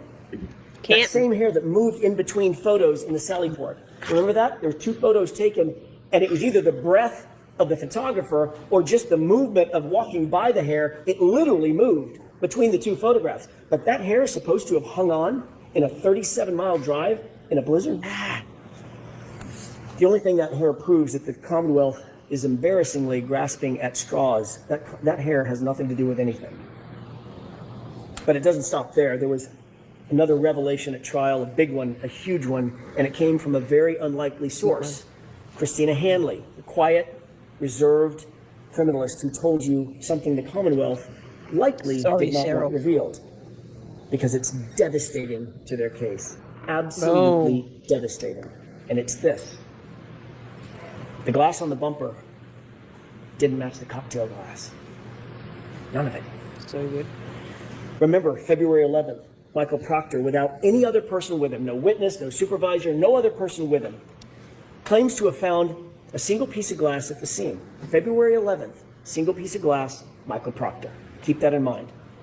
Interestingly, the glass on the bumper that didn't match the cocktail glass, one piece did match one other thing. The Proctor glass. Those 2 go together. The only 2 things that go together from that bumper are the Proctor glass. We know that there's no glass in the taillight. We know that nothing else was shattered on the vehicle. Therefore, that glass had to be placed there. Didn't come from a crash, didn't come from a cocktail glass. So how did it get sprinkled on the back of the bumper? Whose proverbial fingerprints are on that glass on the bumper? The only thing it matched is Michael Proctor. What about the Ford Edge and that snowplow driver, Brian Loughran? He observed that Ford Edge parked outside Brian Albert's house at 3:30 a.m. That vehicle was moved directly in front of where John's body was found sometime between 2:30 and 3:30 in the morning. The only person connected to a car of that make and model, Brian Albert. Michael Proctor did nothing to investigate that point. Did nothing to investigate whose Ford Edge was parked in a spot specifically to block the line of sight in the exact position where John's body would be later found by Karen Read. No one, not Michael Proctor or anybody else, checked it for evidence. No one even asked any questions about it. That Ford Edge, Brian Albert's Ford Edge, completely ignored. Michael Proctor failed to interview obvious witnesses in this case. Why? Why didn't he want to speak to the snowplow driver, Brian Loughran? Why did he falsely claim that no one plowed the roadway that morning? When police dash cam video, you saw the dash cam, it shows plows going back and forth all morning. Why did he wait so long, years even, to interview Heather Maxson and Ryan Nagel, individuals who were literally outside 34 Fairview at the exact same time John and Karen arrived at Brian Albert's house that night? Brian Loughran, had he been investigated or interviewed, would have told Michael Proctor that he drove past the lawn multiple times on January 29th, and there was no body on the lawn. He would have had a perfect view. Remember, the weatherman told you there was only enough snow at that time. I think he said, in a very charming phrase, only enough snow to track a cat. I think that was it. There was no body there. Heather Maxson and Ryan Nagel would have told him that they arrived at 34 Fairview shortly after Karen and John pulled up behind them, and they would have told Michael Proctor, at least Heather would have told Michael Proctor, that when she left 10 minutes later, she drove past the SUV and observed Karen Read in the driver's side, dome light on, passenger seat empty. So where was John? Wasn't outside, wasn't sitting down, wasn't laying down. There's only one place he could be. We could all say it together if you could talk with me. He was in the house. But Michael Proctor did not want to have those answers. He did not want to have to disclose those answers. He didn't want the truth. The Commonwealth has presented a shred of evidence of when Karen Read consumed her last drink that night. Think about that. That's critical information that the Commonwealth has to prove beyond a reasonable doubt and to a moral certainty. They have to prove when her last drink was that night. They have to prove it. We don't have to prove or disprove anything. Every single witness who was asked and who had an opportunity to observe Karen that night said the same thing. She wasn't drunk, she wasn't stumbling, she wasn't slurring her words. She was, in the words of Ms. Kolakithis, completely normal. Even Jennifer McCabe grudgingly had to admit that fact. It's on video. Instead, they used Yuri Buchanan to try to come into court and count sips of alcohol, which he admittedly got wrong. According to Ian Whiffen, the Commonwealth's own expert, the location data, using location data on John's phone, showed Karen driving lawfully. She was driving safely. She was under the speed limit. She was slowing and stopping at stop signs, slowing around corners. And Ryan Nagel corroborated that when he saw her make that left-hand turn onto Fairview. The Commonwealth has an incredibly high burden to prove that Karen was driving under the influence. They have failed to prove that beyond a reasonable doubt and to a moral certainty, because it depends on when she had her last drink. What happened after she got home and she was upset with John for not coming back out of the house? That would answer that question. As you well know, no one searched the house for signs of a struggle. Not that night, not the next day. I'm talking about 34 Fairview. Not ever, not once. Not with a warrant, not with consent. They never went into the basement, the stairwells. They didn't look at the walls. They didn't look in the garage. I love his use of cadence. Nothing was ever examined. Nothing was checked for blood. Nothing was checked for DNA. They didn't look for alleged or ridged surface. Zero. You'll remember how surprised Jennifer McCabe was to recall that there was a garage door even on the house. Except this was her sister's house. She's been going to that house since she was 5. She's seen that house. She's been in and out of that house hundreds of times, maybe thousands of times. She's been going to that house her entire life, and yet she acted surprised when I asked her about it. Remember Jennifer McCabe's answer when I asked her whether there was a door at the garage? I was asking her about the front door, the side door, and the garage door, and her answer was, oh, actually there is a garage door right there. Oh. Investigators never opened that door. Let's change the scenario. What if it wasn't the house of a Boston cop? What if it wasn't the house of Brian Albert? We can be certain that investigators would have torn that house apart to get answers about why a fellow police officer was laying dead on the homeowner's lawn. You can betcha. But because this was Brian Albert's house, a Boston cop, nope. And because he was a fellow cop, an insider, they didn't even open the door. That is not justice, folks. That's just pure favoritism. Each of these facts is more than a question mark. They're failures of duty. They're blank spots on a map where justice is supposed to live. And every single one is a reason why you cannot convict Karen Read. Reasonable doubt abounds. If the Commonwealth failed to investigate every reasonable alternative, how dare they come in here and ask you for a verdict? They didn't investigate the case fully, and yet they're asking you to take the easy road and do their job for them. These facts do not represent reasonable doubt. Nothing does.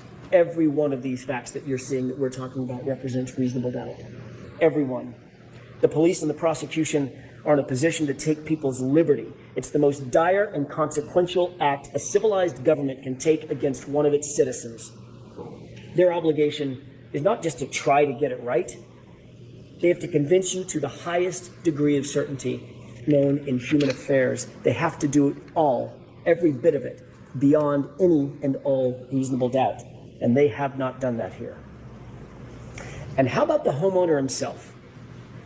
The host, the first responder, the Boston cop, Brian Albert, who was sparring and practice fighting with Brian Higgins just minutes before John O'Keefe appeared at his house, 34 Fairview. Brian Albert, who was watching Chloe that night, the German Shepherd. Brian Albert, whose phone and his wife's phone were never secured. Brian Albert, who never came out of the house. But that doesn't mean he wasn't awake. It doesn't mean that he wasn't on his phone. Think about this. Jennifer McCabe claimed that her sister and Brian Albert both slept through this complete chaos right outside their bedroom window. But Jennifer McCabe's phone records tell a different story, and they tell the truth. She spoke with them for the better part of a minute, 38 seconds to be detailed about it, at 5:07 a.m. And then she lied about that call. Remember that? What was the reason for that call at 5:07? Was it panic? Was it a warning? We know that conversation took place at the precise time Karen left her house to go search for John, 5:07. We could answer those questions if we just had access to their phones. Brian Albert, Brian Higgins, and Michael Proctor wasn't interested in their phones. Not only did he not secure their phones, he never even asked. And what about Brian Albert's dog, Chloe? A dog with a history, a dog that is, quote, not good with strangers. Dr. Russell confirmed that John's patterned injuries were from a dog, just like the dog Brian Albert owned. And then Chloe just disappeared. Not there the next morning. None of the officers that you heard from said that there was a dog in the house. They didn't see her. She was just gone. And then ultimately gotten rid of altogether. Who gets rid of their family pet? Unless they had something to hide. Michael Proctor wasn't interested in that either. And recall the group chat with the Alberts and the McCabes. They were getting their story straight. Matt McCabe, whom the Commonwealth did not call in this trial, instructed the group in that group chat, you'll recall, tell him to say the guy never came in the house. Think about that exact quote. Tell him to say the guy never came in the house. And Brian Albert, the patriarch of the family, exactly, exclamation point. He blessed it. With the truth, as we all know, you don't need to get your story straight. You don't need to tell someone what to say. It's just the truth. And what about the Google search? A Google search that Jennifer McCabe admitted having made. A Google search that was time-stamped by Celebrite at 2:27 a.m. A Google search that read, Haas Long to die in cold. It is uncontested and undisputed that that search was deleted. If the 2:27 a.m. timestamp is not true, why does Jennifer McCabe have to lie about it? Why delete it? If the 2:27 a.m. timestamp is not true, why create a false story about Karen screaming Google hypothermia? That's just a fabrication. That's just a made-up fact. And by the way, if someone does tell you Google hypothermia, why would you Google how long it takes to die in cold? Wouldn't you just Google hypothermia? Jennifer McCabe enlisted Carrie Roberts to help shift the blame to Karen. Why go to that much effort unless you're trying to cover for something? Keep in mind the entire foundation of her claim that Karen said Google hypothermia is this fantasy about Karen screaming it at the location, at the scene. That's her entire excuse. But that story went completely off the rails when Carrie Roberts admitted that she perjured herself to back up Jennifer McCabe's false story. That was a dramatic moment in court. It's an admission of perjury, and you don't see that very often in a courtroom. It tells you everything you need to know about the character and quality of the prosecution's case and their witnesses, lying and perjury and admitting to it. A fundamental tenet of any investigation is to ensure that witnesses are independent and not influenced by other witnesses. You start by separating the witnesses. Michael Proctor did none of that in this case, and we see the results. Think back to Jennifer McCabe's own text messages with Carrie Roberts. About Carrie Roberts, not with Carrie Roberts, notably. What Carrie Roberts didn't know was at the time she was being interviewed by the police, Jennifer McCabe was in real time. She was bragging about having influenced Carrie's testimony or her statements to the Alberts and the McCabes. Quote, she's telling them everything. all the stuff. Remember that timeline that we talked about with Jennifer McCabe? That's what she was referring to. She's telling him everything that Jennifer McCabe had put in Carrie Roberts' timeline. The Commonwealth wants you to believe that Karen Read made a statement at the location, at the scene. I hit him. I'm sure you'll hear that from the prosecution in their final arguments. But their own witnesses contradict that. Jennifer McCabe admitted on cross-examination that her very first statement to law enforcement, I was her muted. first statement to law enforcement. Pause, please, Ms. What the fuck? Let me just one thing. I just feel like just one thing. It's on brand. It's on brand. Walk and talk chat. BRB. Will BRB. Can you show me? I don't recall, that's what it says here on this paper. Don't remember it at all, but dials, deletions, 227 search, holes long to die and cold. You ask, gonna knock you off your perch. I hit him, I hit him, I hit him. The story keeps changing, evolves. I hit him, I hit him, I hit him. They threw Karen Read to the wolves. Nothing nefarious about calling Sister Coco. Alan Jackson tried to turn the surgeon loco. Took a drive to see Sergeant Lang. The morning after that dark night, it's called a shame. I hit him, I hit him, I hit him. The story keeps changing, evolves. I hit him, I hit him, I hit him. They threw Karen Read to the wolves. Desperate housewives of upside down Canton. All up in the business, Jim and Cobby, she be handling. A soccer mama murderer, the cover up queen. There's only truth or lies, girl, there is no in between. The shock and the horror, the chaos of it all. There's a man passed out in the snow, we flipped him over. Yo, what happened inside? Not at all to do without. Macabres think your story's safe, but we see you, there's no doubt. I hit him, I hit him, I hit him. The story keeps changing, evolves. I hit him, I hit him, I hit him. They threw Karen Read to the wolves. Can you show me? I don't recall, that's what it says here on this paper. Don't remember it at all, but dials, deletions, 227 search, holes long to die and cold. You ask, gonna knock you off your perch. Free Karen Read. And R.I.P. to John O'Keefe.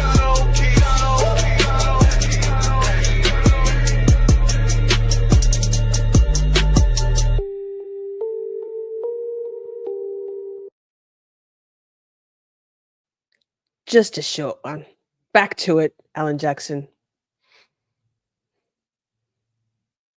Confirmed that Karen didn't say anything. She asked, could I have hit him?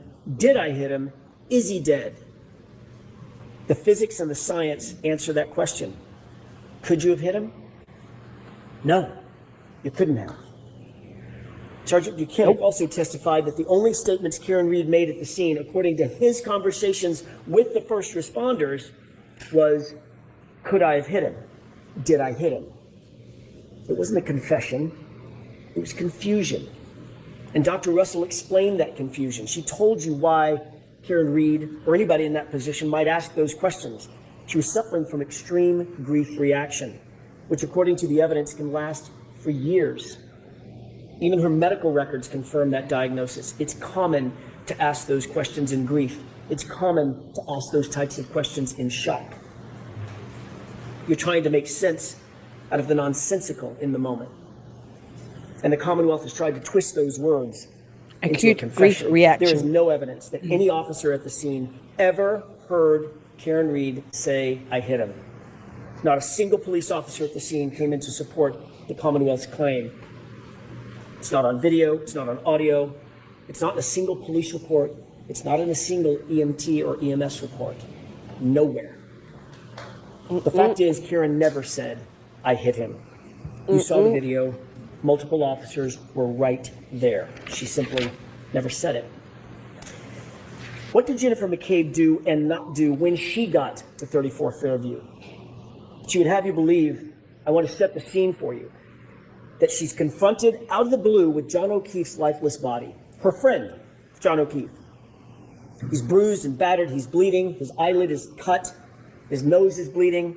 Karen is screaming at the top of her lungs. Carrie is screaming back to Karen, "Shut up!" Both women begin crying. Both women are giving CPR. There's chaos everywhere.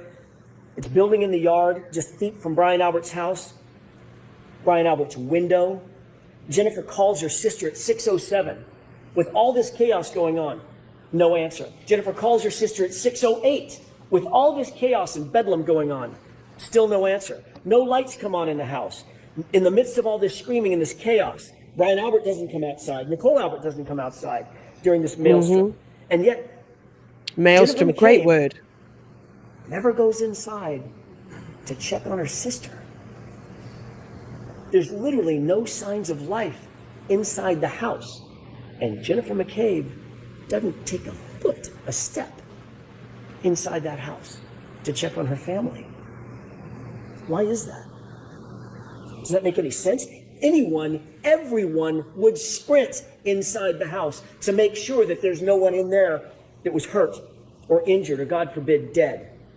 Everyone would do that. But not Jennifer McCabe. The only way that makes sense is if Jennifer McCabe already knew that Brian and Nicole were just fine.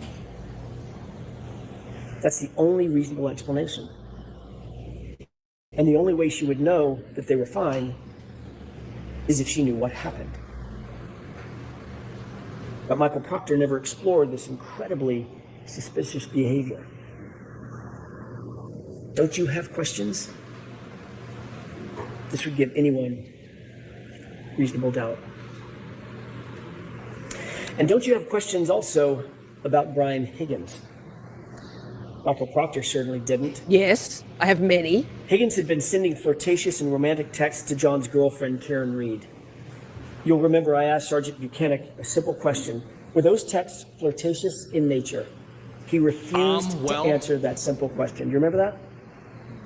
Quote, "I'm not comfortable putting a label on that," end quote. We read the texts. It's not a secret. Of course they were flirtatious. Of course they were romantic in nature.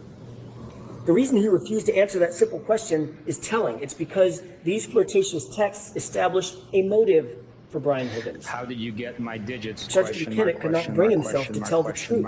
His bias was on full display. He was covering for another cop. Investigators also ignored Higgins' suspicious late-night visit to the Canton Police Department.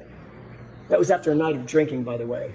Why didn't they investigate this? What was so important that Higgins needed to go to the police station at that time, 1:30 in the morning, while drunk, by the way? Why weren't they interested in those facts? Remember, he's an ATF agent. He's a cop, a member of the Blue Wall, and best friends with Brian Albert. Bingo. He would know that the CPD would be the first to get the call when someone reported John missing or injured.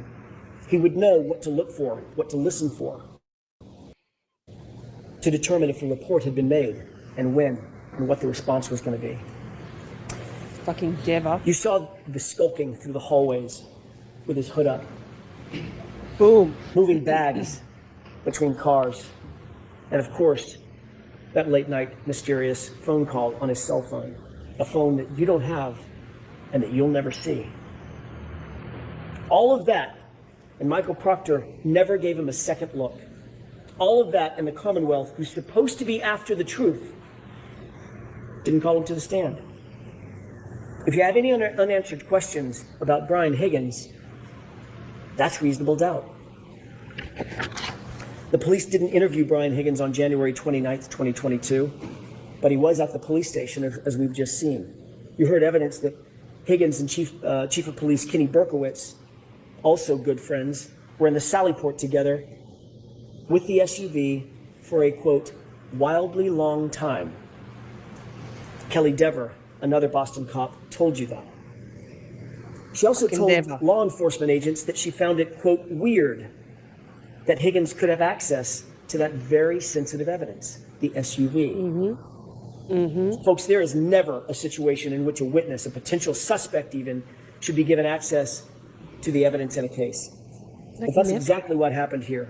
Higgins was given unfettered access to that SUV Outrageous. and its taillight nearly immediately, according to Kelly Devers' statement to law enforcement. And it was at that exact time, the exact moments that Higgins would be in that Sallyport, that the 42 minutes of the Sallyport video is just missing. It's just gone, vanished. Well, that's convenient. Nothing to see here. Now put in context the condition of that taillight when it was actually seized in Dighton. It was cracked, but not completely damaged. I ask you to compare and contrast Officer Kelly Dever, her attitude, her demeanor. That's all for you to judge. Her attitude, her demeanor, her truthfulness, her motives from the witness stand. Compare and contrast that to Sergeant Nick Barrows. Who's more believable? Officer Barrows is unattached to any of the players in this grand play directed by Michael Proctor. He's truly independent. And what did he tell you? Was the taillight, he was asked, was the taillight in this condition when Michael Proctor picked up that SUV at 412? No. His answer? Absolutely not. Absolutely not. It was cracked, but not completely damaged, not smashed out like that. So how did the taillight get cracked? How did it end up in the condition where it was cracked, as Officer Barrows saw it, but not completely damaged? Well, you don't have to guess. There's a video. Just watch. This is the stuff I haven't seen. Oh, beautiful. That's how it Beautiful. got cracked. And Judson Welcher's own recreation Beautiful. confirms it. Look at the contact. That's great. That's from the Commonwealth's expert. Yeah. And that further is confirmed by the fact that there were no taillight pieces found in any of the initial searches conducted at the scene. 2 searches, 50-foot area searched. Not a single fragment was found until after Michael Proctor had access to and control of that SUV and its taillight. What does that say about the character and quality of this case? It's revealing what happened here at trial. One of the most dramatic moments probably of the trial, Kelly Dever. How can you trust this investigation when you saw how far a police officer will go? You had a front row seat to the power of police manipulation and police corruption, a front row seat. Kelly Dever was interviewed by a separate law enforcement agency, not a friendly department, not Boston Police Department, not Michael Proctor's MSP, a different independent agency. She told those law enforcement agents in a formal interview that she saw Brian Higgins and Chief Kenneth Berkowitz alone in the Sallyport with the SUV. She was detailed, she was clear, she was unequivocal, she remembered the specifics, she recalled how it made her feel, quote, weird. She recalled how long Higgins spent, a quote, wildly long time, as she described. These are all incredible details to tell law enforcement. She couldn't have been clearer, she couldn't have been more specific. But then she's put on a witness list and she's subpoenaed by the defense. Oh boy. Then this rookie cop was called up to the police commissioner's office. The same commissioner that was the boss of Brian Albert. They have a meeting, a private meeting, and he says, wink, wink, nod, nod, we support you, Officer Dever. What else was said in that meeting? Right thing. What else is reasonable to believe was said in that meeting? She claimed she couldn't remember. She claimed not to remember if he instructed her to do the right thing. But the commissioner of the Boston Police Department certainly said something to this rookie cop, and all of a sudden, that detailed, unambiguous, unequivocal statement to law enforcement became, what did she say? A false memory. Not I didn't say it. She admitted she said it. She admitted she detailed the entire story. She just said, it's a false memory. What?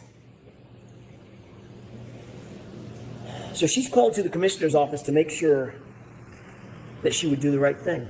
That's why she was called. And now we know what that means. In her words, My entire career depends on what I say here on the stand. I'll quote that again. Quote, my entire career depends on what I say here on the stand. You bet it does. That's how it works. And that's how we got here. At the end of the day, you have to ask yourself, can you trust the Commonwealth's case? Can you trust their witnesses? Can you trust their evidence? And here are a few of the highlights. A video that was played in a courtroom and sold as accurate. Turns out it was completely inverted, flipped backward, completely false. The test that formed the basis of their entire theory of the case. Watch closely as Dr. Welcher stands as a surrogate.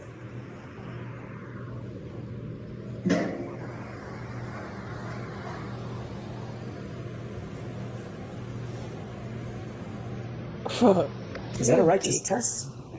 Or is that a manipulation? It's craft. Dr. Welcher tried to deceive and fool you by leaning into the car, manipulating the results of his own test. When the truth was revealed by Dr. Rentschler, the Commonwealth spent the next hour cross-examining him about how that test was meaningless. It actually didn't mean anything. Well, that's convenient now that we realize that it was a manipulated test, and it actually does mean nothing. It didn't represent the theory of the Commonwealth's case. That's what was suggested. That test does not represent the theory of the Commonwealth's case. Really? Then why was Dr. Welcher playing dress-up in John O'Keefe's clothes, or identical clothes to John O'Keefe, when he was holding a glass? Why was he holding the glass right behind the vehicle? And why was he standing with his right arm oriented to the right rear taillight? If he wasn't trying to recreate the circumstance that is the Commonwealth's entire theory. The Commonwealth stood up here with a straight face and told you they weren't trying to suggest that that's how John was hit by the car. Of course they were trying to suggest that's their theory of the case. They only abandoned it 2 days ago when it was revealed by our experts that it's physically impossible. That silent witness, that science, that physics, has become very pesky to the Commonwealth because there was no collision. Dr. Welcher also told you under oath that there were no x-rays taken of John's arm. He tried to deceive you into believing that John's arm might have been broken. I don't know. I didn't see any x-rays, so I can't tell you what the damage was inside the arm. Here we go. Really? Yes. The Commonwealth has had those x-rays in their possession for 3 years. And again, it took the defense to bring out the truth. The x-rays do not fit the Commonwealth's theory, so you weren't shown. And Dr. Welcher wasn't going to admit it. And my goodness, then we get to the sweatshirt. That was a moment. Oh, good. Mr. Brennan, I haven't seen this stuff. Stood here in front of you and dramatically held up John's sweatshirt. Not just to the witness, but to you. Yikes. And asked Dr. Wolf about it multiple times. Specifically, while it was in that plexiglass, asked Dr. Wolf about the multiple holes in the back of the sweatshirt. He interrupted Dr. Wolf, and Dr. Wolf started to look at the sweatshirt and say, well, and he said, how about here? Here's a hole, here's a hole, here's a hole, here's a hole. Dramatically tapping on that plexiglass. It was clear what the suggestion was, that the holes in the back of John's sweatshirt were from January 29th. That's the impression that was expected to be left with you. That's the impression that he wanted to leave with you. And that's false. The truth is, the Commonwealth created those holes. They aren't holes from road rash. They weren't made on January 29th. Those are cuttings from the Commonwealth's own crime lab, folks. That's what those holes are. And even with 3 prosecutors, all 3 of them, sitting right there in the room at the time, it had to be the defense to correct that record, to bring out the truth. If we hadn't done that, what impression would you folks have been left with? That's epic. That's good. That's more than negligence. That's dangerous. It's dangerous. I'm going to guess that Mr. Brennan's not going to say much about this, about the fraud that was attempted on you. haven't seen And if this he doesn't, that speaks louder than any concocted excuse that the Commonwealth might come up with. It's shameful. It's shameful. We are after the truth in this courtroom.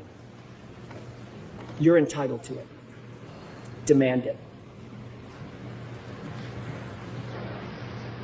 Why would the Commonwealth stoop to a stunt like that? Why indeed? It's desperation. Motherfuckers. They know what you now know, what their experts know.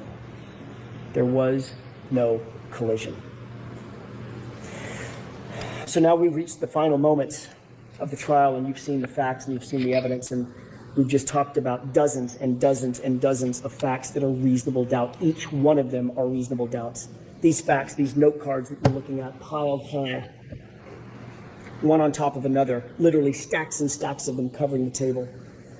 As you mentally sift through those cards, realize that every one of them is a massive hole in the Commonwealth's case. Every single one of the note cards represents a hole in the Commonwealth's case. If you're holding mentally even one of those cards, you're holding reasonable doubt, folks. Ooh. You're holding a not guilty verdict. Reasonable doubt is not a sliding scale. It's a wall. If the Commonwealth cannot get over every one of these dozens of walls, you have to acquit Karen Read. The truth is, Karen Read is not guilty. Not because of technicalities, but because the facts, the law, the science, the physics, the data, they all say so. They demand it. The Commonwealth does not have a theory about how John was hit by the car. They haven't even shown you that it's possible that he was hit by a car. And the reason they haven't is because it's not possible that he was hit by a car. There was no collision. Your job is not to do their job, their burden entirely. It's theirs. They have to prove this case and their theory beyond all reasonable doubt and to a moral certainty. And not only do they not have a theory, they can't prove one that doesn't exist. All you need to know is that the Commonwealth failed. They failed to provide you with a truthful representation. They failed to prove the essence of their case, that John was even hit by a car to begin with. They failed to prove any intent on the part of Karen Read because she has none. They failed to investigate the actual suspects in this case. They failed to present the lead investigator to you. They failed to justify the perjured testimony that you heard discussed in this case. They failed to hold accountable an officer who came in here and lied to you and claimed false memories so she could do the right thing to cover for a fellow cop or cops. They failed to maintain a fair and unbiased and honest investigation. They failed to present you with the truth. And this is what you get.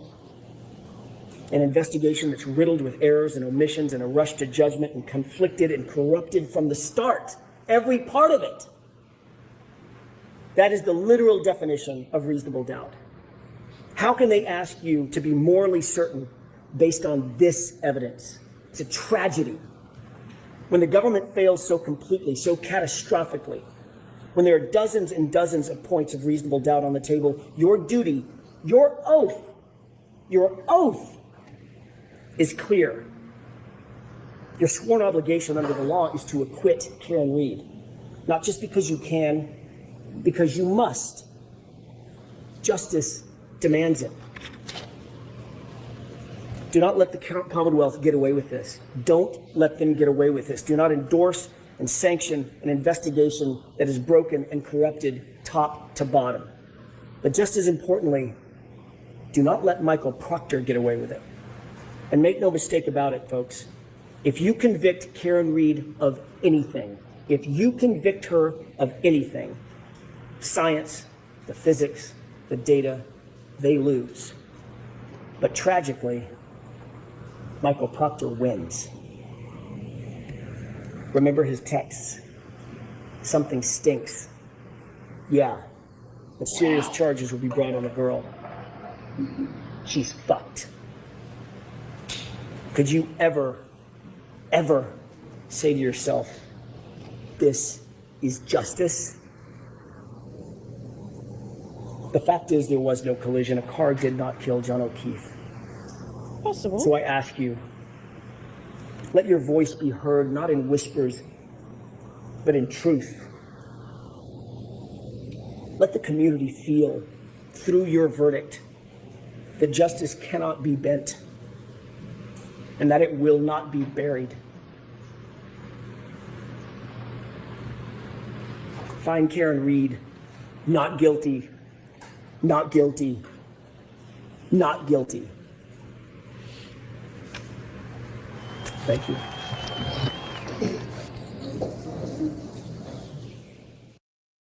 So good. So good. I'm going to have to watch that again. Bravo, sir. Wow. Please pull up the description video for 1 sec. We can do that.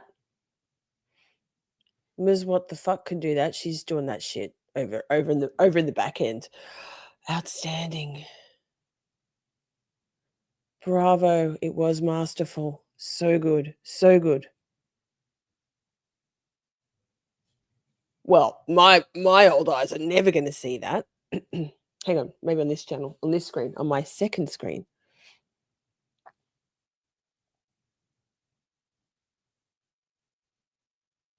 Look at you. That's a lot of work, Trial Channel. Just look at all the points. Yes. We'll get a screenshot of that and put it in the Discord. That's amazing.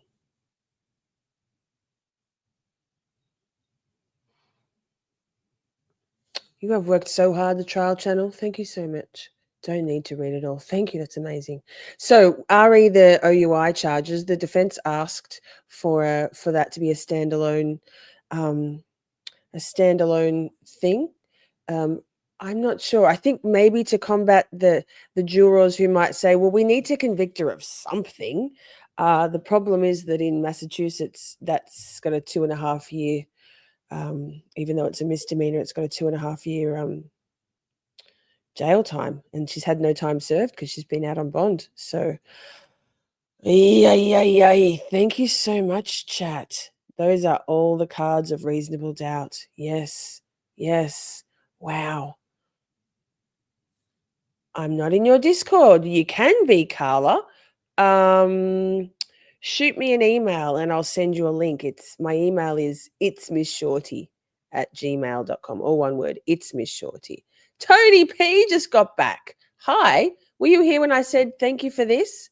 Sir, thank you so much. You're in the draw for a Miss Shorty merch t-shirt or top. If you want a cute little tank top, that might suit you better than a tee. I think Casual Fan said maybe he didn't go in the house. Like, both could be true, that they're not necessarily mutually exclusive, right? That perhaps Officer John O'Keefe didn't go in the house, but that but also Karen didn't hit him. All yes, except for what Dr. Lapasata detailed as his the wound pattern on the back of Officer John O'Keefe's head, which suggests something other than a flat surface, and it's certainly not the berm, because there's not even a curb on that side of 34 Fairview.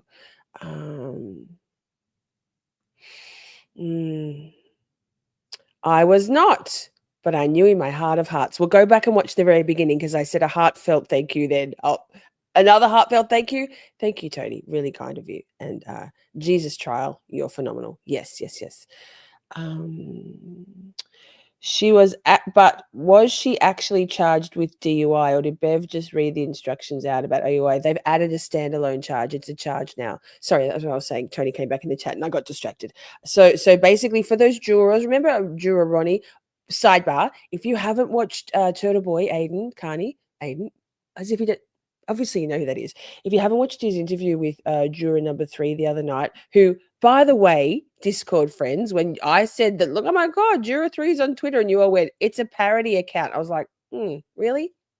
I feel vindicated. Real person. So one of the alternates from the first trial, juror number 3, is on Twitter, and then did a just an avatar, faceless, just her voice interview with Aiden. It's so good, so telling. But she was saying that Ronnie, the bow tie juror, perhaps made shit up and gilded the lily somewhat. Casual fan, that rock wasn't there then. That there was planted for the jury view and then removed again. So sorry, no on that one. Oh, casual. Yeah, Bowtie Boy. I never watched that interview. Ronnie, I couldn't bear it. But apparently, juror number 3 was saying, yeah, some of the stuff he said isn't actually what happened in the jury. It wasn't the general vibe of the jurors. Having said that, juror number 3 was an alternate, so wasn't there in the deliberations room. So you never know. So yes, it is terrible. Yes, it is terrible. So if you haven't watched the interview, honestly, it's so good. Aiden, and also I don't love all of the turtle chat, the endless, like he deserves every dollar, every bit of acclaim and adulation. But he basically leaves the super chats to the end as well. So the turtle chats. So it's a good watch without all of that, the grifty stuff. And I'm saying that as a professional grifter myself. No shade on Aiden. No shade.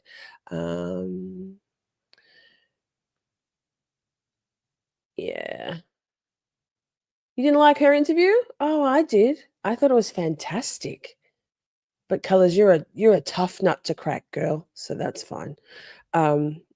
Anyway, everyone go and watch it, and honestly, Tony, I strongly recommend. I thought it was insightful. It's one person's insight, and I think it's cool. And also, definitely her on Twitter. So huzzah! Hey, thank you so much, chat. Tomorrow night we will spend some time going over the, if you're all okay with it, the stuff from the actual last bit of testimony. From week 8 of trial, which means there might be some more Hank Brennan. And then tomorrow night after that, we're going to head on over to Kick and watch. Yes, you voted. Oh, thanks for reminding me. What the fuck?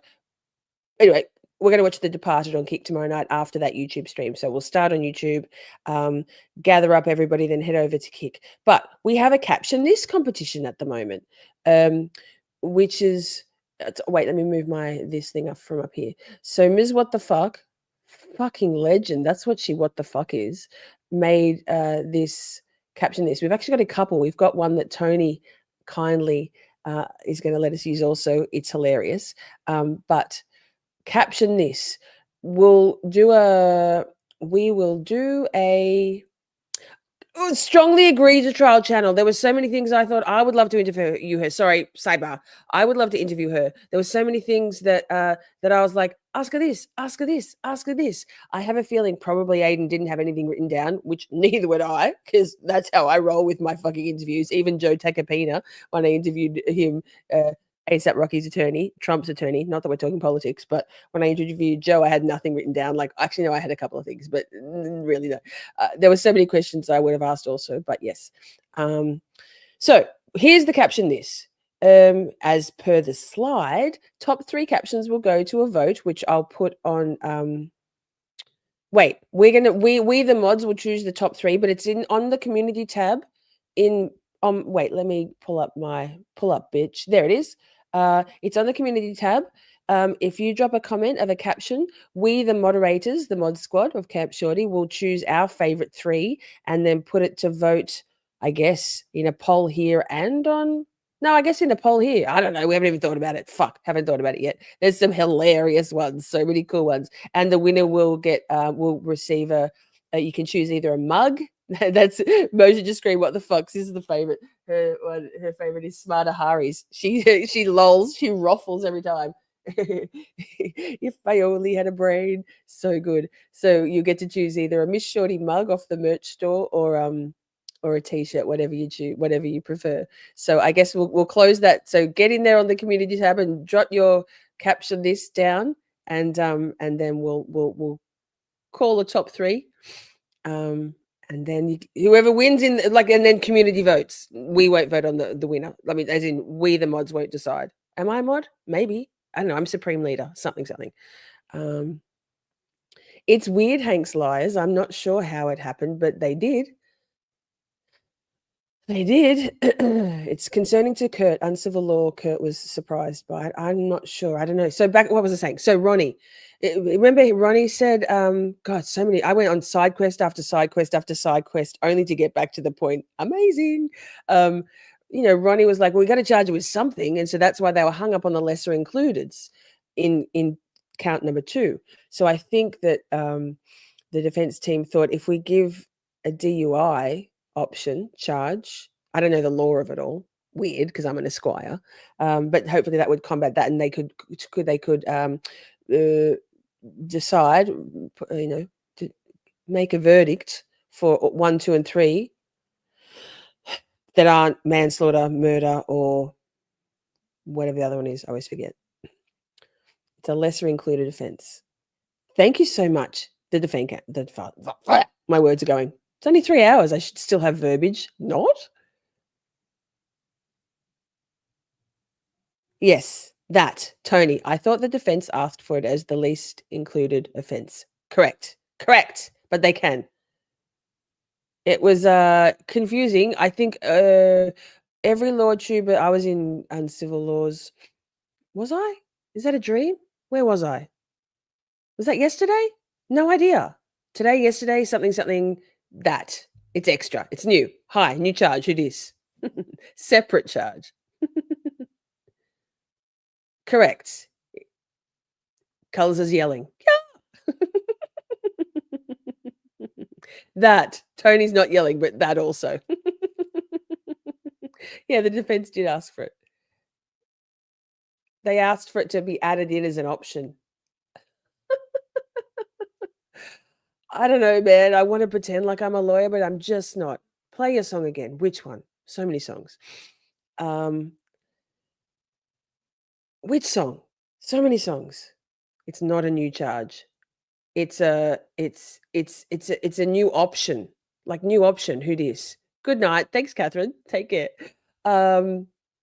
But also when we're done here, if you're keen, Feral Friday on Kick, publicly buzzed, watching Friday the 13th, given that it's Friday the 13th. So if you want to let your hair down and have a bit of a feral time, that. She admitted to driving drunk. Yikes. Yeah.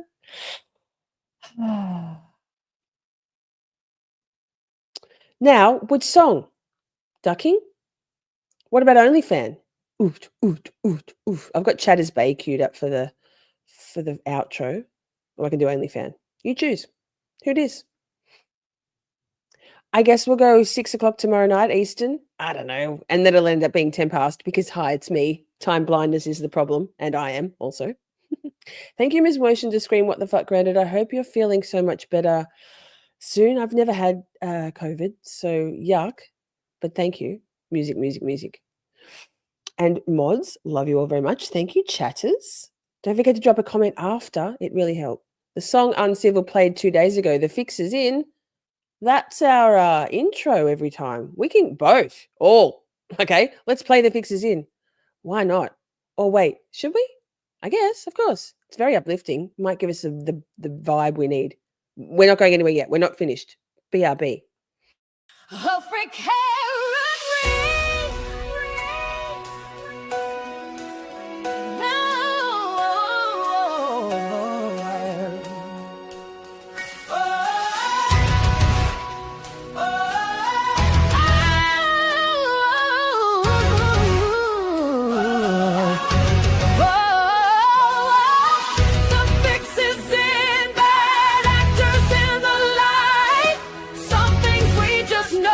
Evil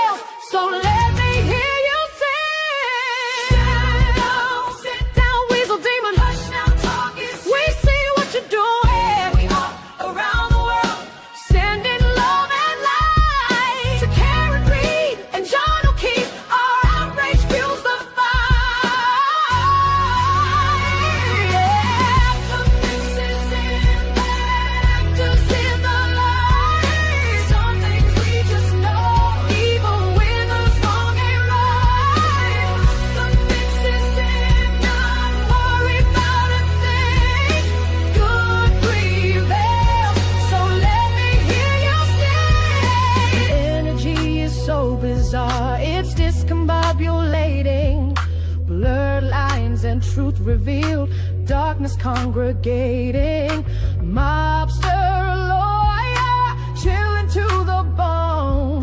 What on earth would you not do to bring fiasco home? The fix is in the actors in the line. Some things we just know, even when the wrong ain't right. The fix is in not worry about a thing. Good prevails, so let me hear you sing. But none of it bears relevance.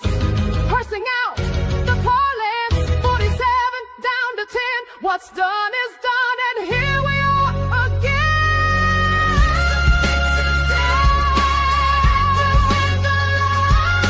Some things we just know, even when the wrong ain't right. The fix is in, not worry about a thing. Good prevails, so let me hear you sing. So have faith, justice will prevail. Can you feel it? The thinning of the veil. Black, white, day, night, the Commonwealth derails. Sit down, motherfucker. Sit down, weasel demon. Hush now, talk is cheap. The universe sees what you're doing. Around the world, sending love and light to Karen Read and John O'Keefe. Our outrage fuels the fight. The fix is in the actors in the line. Some things we just know, even when the wrong ain't right. The fix is in, not worry about it, not a thing. Good prevails, so just let me hear you sing. It's disgusting, it's exhausting, but if she can't do it, so can we. We ain't got no quit, justice prevails. Free Karen Read.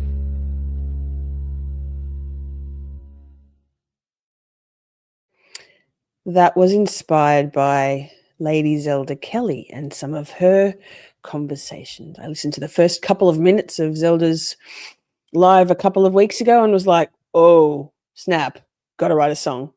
Sending love and light to Karen Read and John O'Keefe. Our outrage fuels the fire.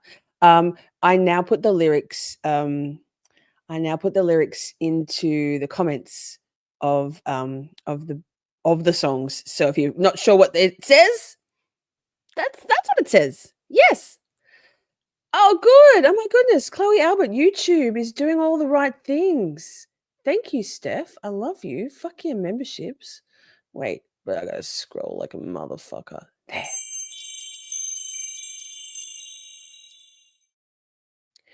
Okay. So we'll go one more song. I'm hungry.